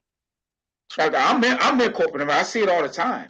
This was supposed to be parting shots. It wasn't supposed to erupt into another debate. So, sorry, brother. It's not. Sorry, I wouldn't even say it's a debate. It's a friendly discussion. Well, we can continue it some other time. It ain't gonna be tonight. Absolutely, bro. I'll go ahead and jump off. It was good. Thanks for having me up, brother X, and thanks, man, for conversing with me here. But like I say, we both got our own work to do in each of our houses. It's just that we have to clean it up in completely different ways, because our dirt, isn't like your dirt.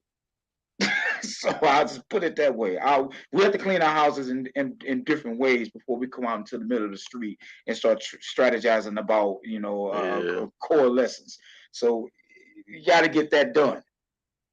Maybe we can exchange different soap brands for clean the dirt, but that's about all we can do right now. Anyway, thanks, X, for having me on. Hey, thanks, brother. Very good conversation. Good night, everybody. Yeah, man. I Good will night. see you on the other side, brothers. Yeah, we're gonna go ahead and wrap it up. You know, they trying to get me to stay on here for 3 more hours. Oh shit, and I gotta finish my damn coin drops. A shout out to my brother Nick Taylor. I didn't even give y'all your coin drop. You know, they get to talking and going on, you know.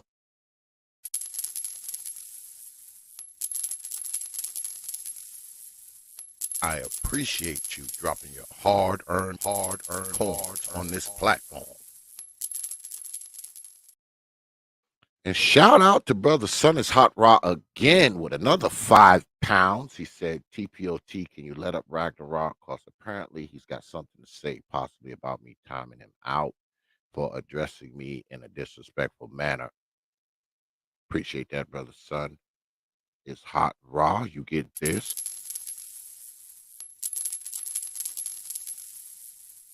I appreciate you dropping your hard-earned coins on this platform.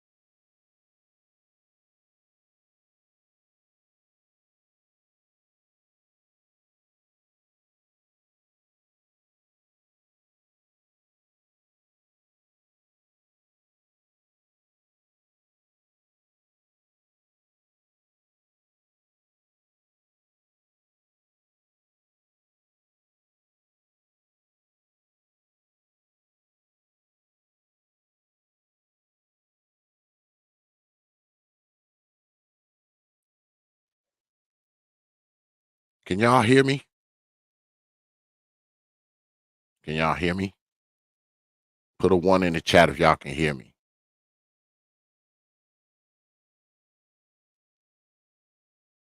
Can y'all hear me?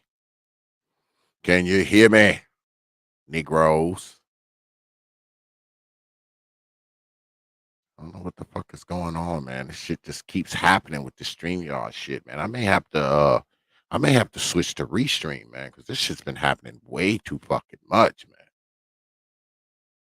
It's been happening way too fucking much.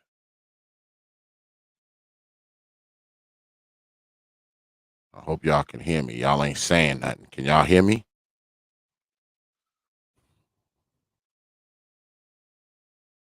Somebody? Anybody? Okay. Thanks, brother Art. Every fucking body else in here, I guess they can't hear me. I guess they can't hear me, brother Art. Yeah, man, we're gonna go ahead and wrap it up, man. Good shit tonight, man. Good talk tonight. You know, these parents, man, are crazy, man. and they do a lot of crazy shit, man. And I'm pretty sure this isn't the last time that I'm going to be talking about these old moms. It's not going to be the last time. But before we get out of here, y'all know I got to hit y'all in the head with T.P.O.T's programming notes. Yeah. Yeah, it's time for programming notes. Because Friday we are doing a reparations battle royale. Yeah, that's right. We're doing a reparations battle royale, and all the good brothers will be here, and you can be here too if you want to. Amiri will be here. SKC will be here. D. Durrell will be here. Brother A Truism will be here. Big J Triple X and Brother Rob will be here. Those are the 6 people who have signed up as of yet. If you want to be part of it Friday night, just hit me up on my email. Y'all know what the email is. The email is properthought@yahoo.com. That's properthought, one word, no caps, at yahoo.com. Yeah, they're going to have a reparations battle royale. It's probably going to get heated. Quite a few brothers are going to be here. So, yeah, man, make sure you're here, man. Friday night, man, 9 p.m. Eastern, right here on the T.P.O.T YouTube page. You Negroes know.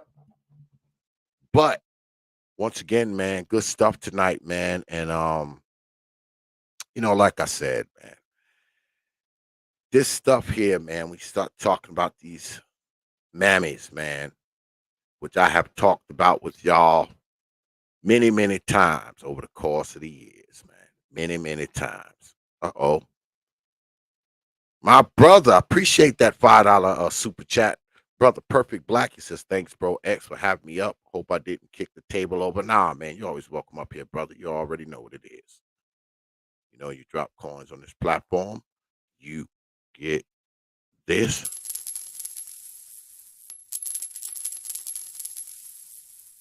I appreciate you dropping your hard-earned coins on this platform. Yeah, man, we're going to go ahead and, have this battle royale on Friday. Saturday, for the ridiculous race game, I have some good topics, but I haven't filled my contestant list as of yet. I've only got one person signed on, so I don't even know if I'm going to be doing it or not. I'm not sure. I'll know by tomorrow, though. By tomorrow, I have my guest list filled out, so I'll know whether or not I'm going to do it on Saturday. But yeah, man, just to close out, man, Roxanne and Kadjah Record. These 2 ladies are brutal monsters, man. These women had no regard for that child's humanity, man. None whatsoever. When we talk about mental illness, man, you got to be a mentally ill person to make a 4-year-old child get on her knees and drink a fucking bottle of whiskey, man. What kind of fucking demonic person are you, man? What did you think was going to happen to that baby after you made her do that? What kind of fucking punishment is that? I'm not much for the corporal punishment and the beating, but I think I would have preferred you spanking her on her ass. In fact, I know I would prefer if you had just spanked her on her ass for getting into the liquor, which is your fault, by the way, because you're the adult. You bought the liquor and brought it in the house and put it somewhere where the baby could get into it in the first place. So it's your fault. But even with that, The baby messed around, got into the liquor. Go ahead, you reprimand the kid, say stay away from here, and that's it. And like I said, even if you had spanked her on her ass,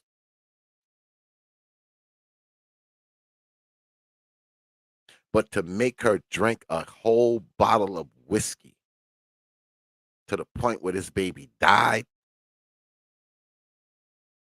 you hoes ain't shit. You ain't shit. And y'all didn't deserve that fucking baby in your life, in your house, in your presence. And it's like that with a lot of these stories I shared tonight. These fucking women don't deserve to have these kids around them, man. Nowhere near them. Yeah. Brother Son is hot raw, fucking just the evilest people ever. But they ain't alone. If you just got in, rewind it back. I pulled up a lot of stories tonight. Black, white, Latino, and even pulled up a story of a man who killed his fucking son by way of treadmill. Yeah. You might want to rewind and check that one out too.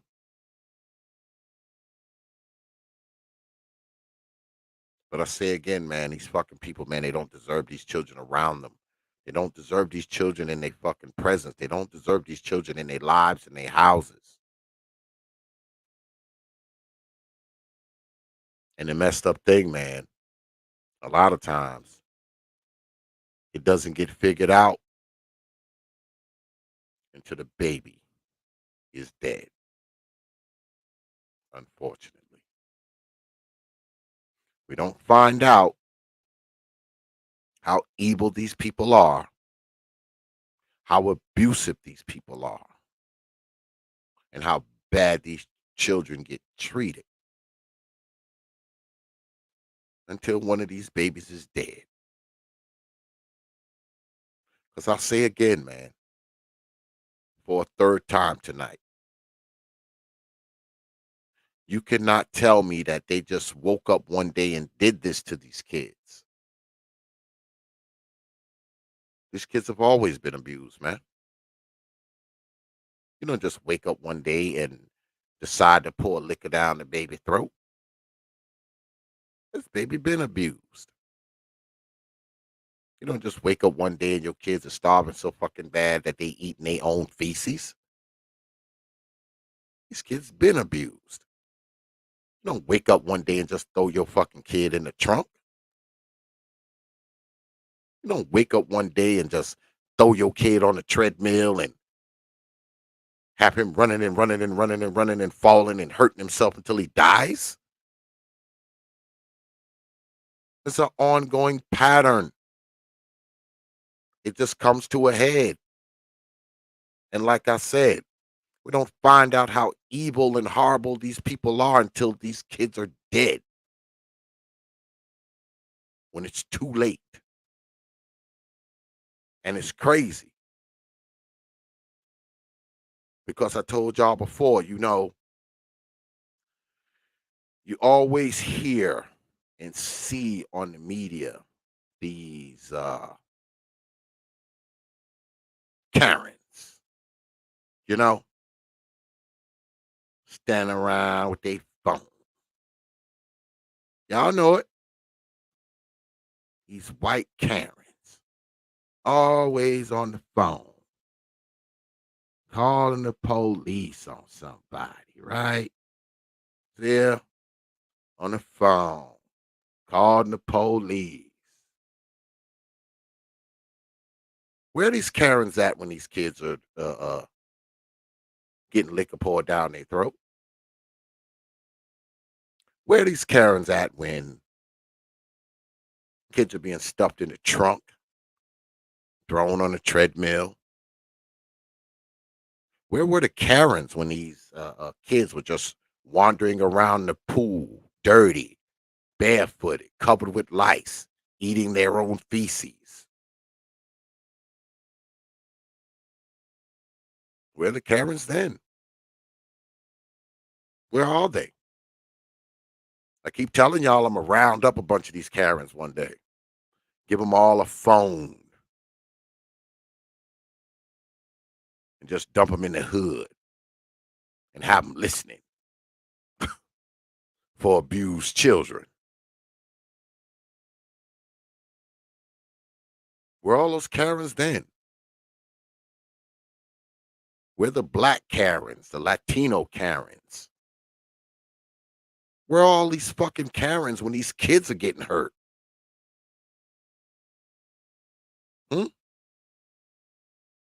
Where are they?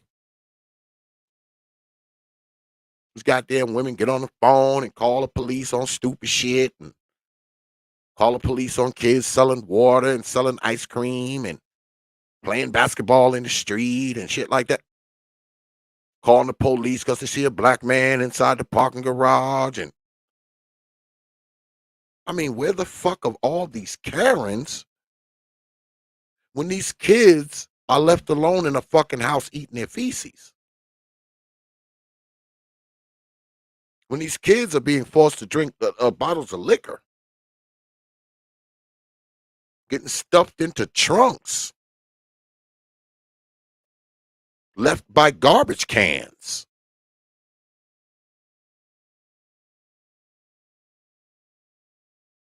I think your Karen skills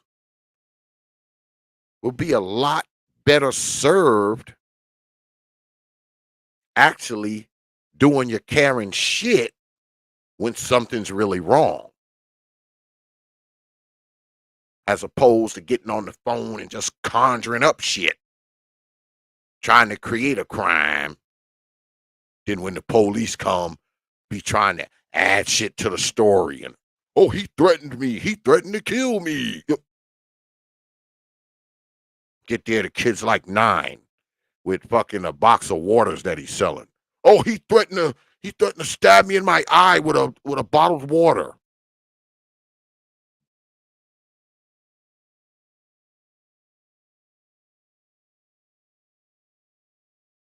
How about that, Karen?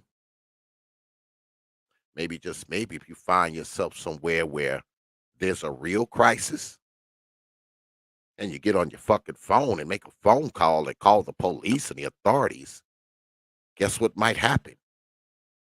You might just save somebody's fucking life instead of standing somewhere wasting somebody's fucking time. But that's all. Yeah, man, we're gonna get on up out of here, man. I appreciate, man, all the super chats and whatnot, man. But more importantly, man, I appreciate your participation, man. That means more to me than anything else, man. I don't take you good folks lightly, man. I never have and I never will. And like I said, man, make sure you tune in Friday night, man. Friday night's gonna be good. It's a battle royale, boy. It's gonna be a lot of brothers here. I think my brother Perfect Black said he want to come too. So, you know, that's 7 brothers already on the docket. So it's gonna get crazy. All right. It's going to get crazy Friday night. Because you got the for reparations side and then you have the against reparations side. So, you know, I might have to bring in my timekeeper on this one, boy. All them Negroes in one place, gonna be too much for me. I'm going to have to bring in the official timekeeper of the T.P.O.T debates. Yeah, I'm going to have to bring him in. But yeah, man, I appreciate everybody coming out tonight, man. As always, man, you could have been anywhere on a Wednesday night, man, and you decided to spend it here with us. And it is appreciated, man. Shout out to everybody who came up tonight. The good mother, Ragnarok, and my Chi-Town brother, Brother Perfect Black, man. I appreciate all of y'all, man, for coming through tonight, man. As always. So, with that, I will leave you good folks with 3 words, you know, like I always do.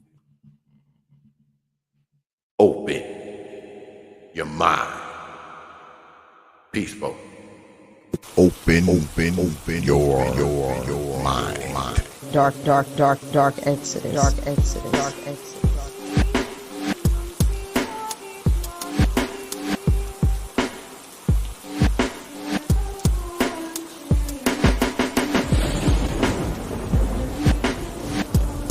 The protester. Dark Exodus.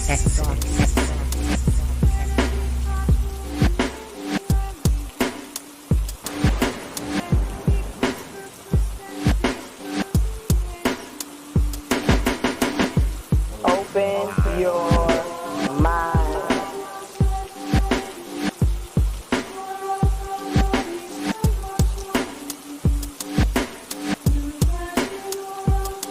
You know.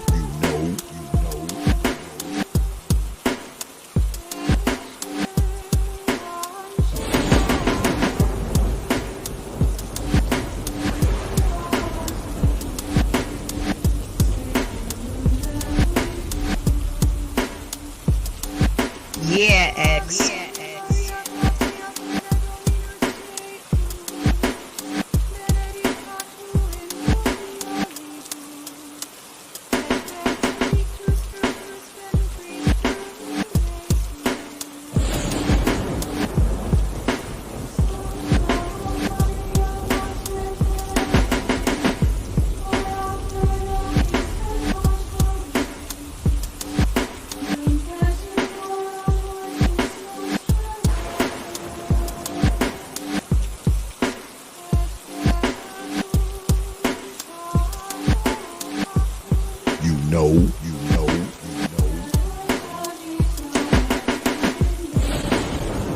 Dark Exodus. You understand?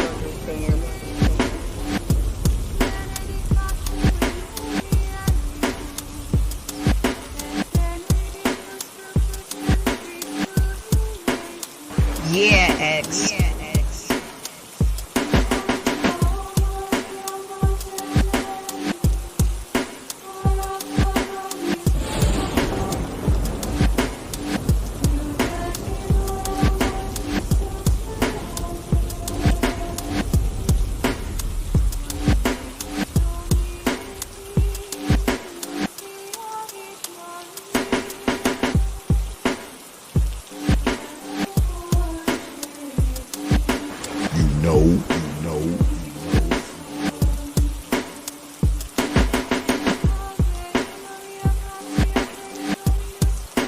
You understand?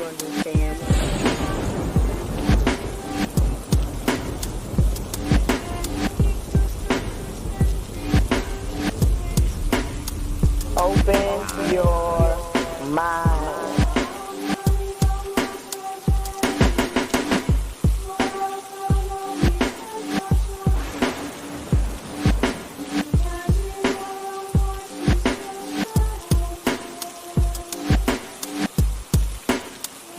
Dark Exodus. Yeah, X.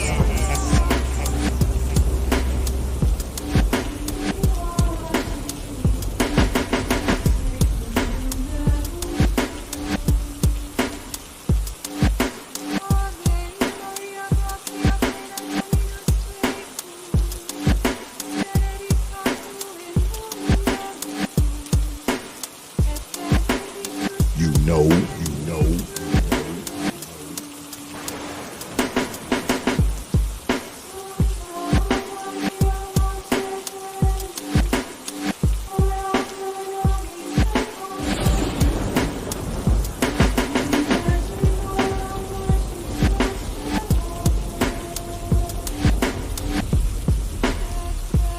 You understand?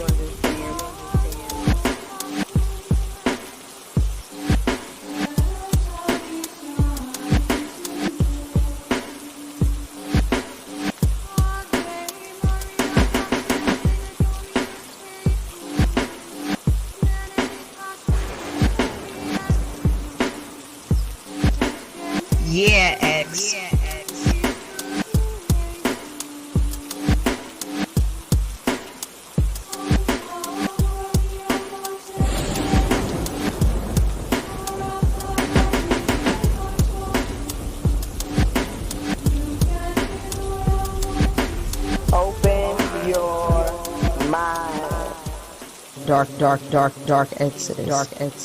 Exodus.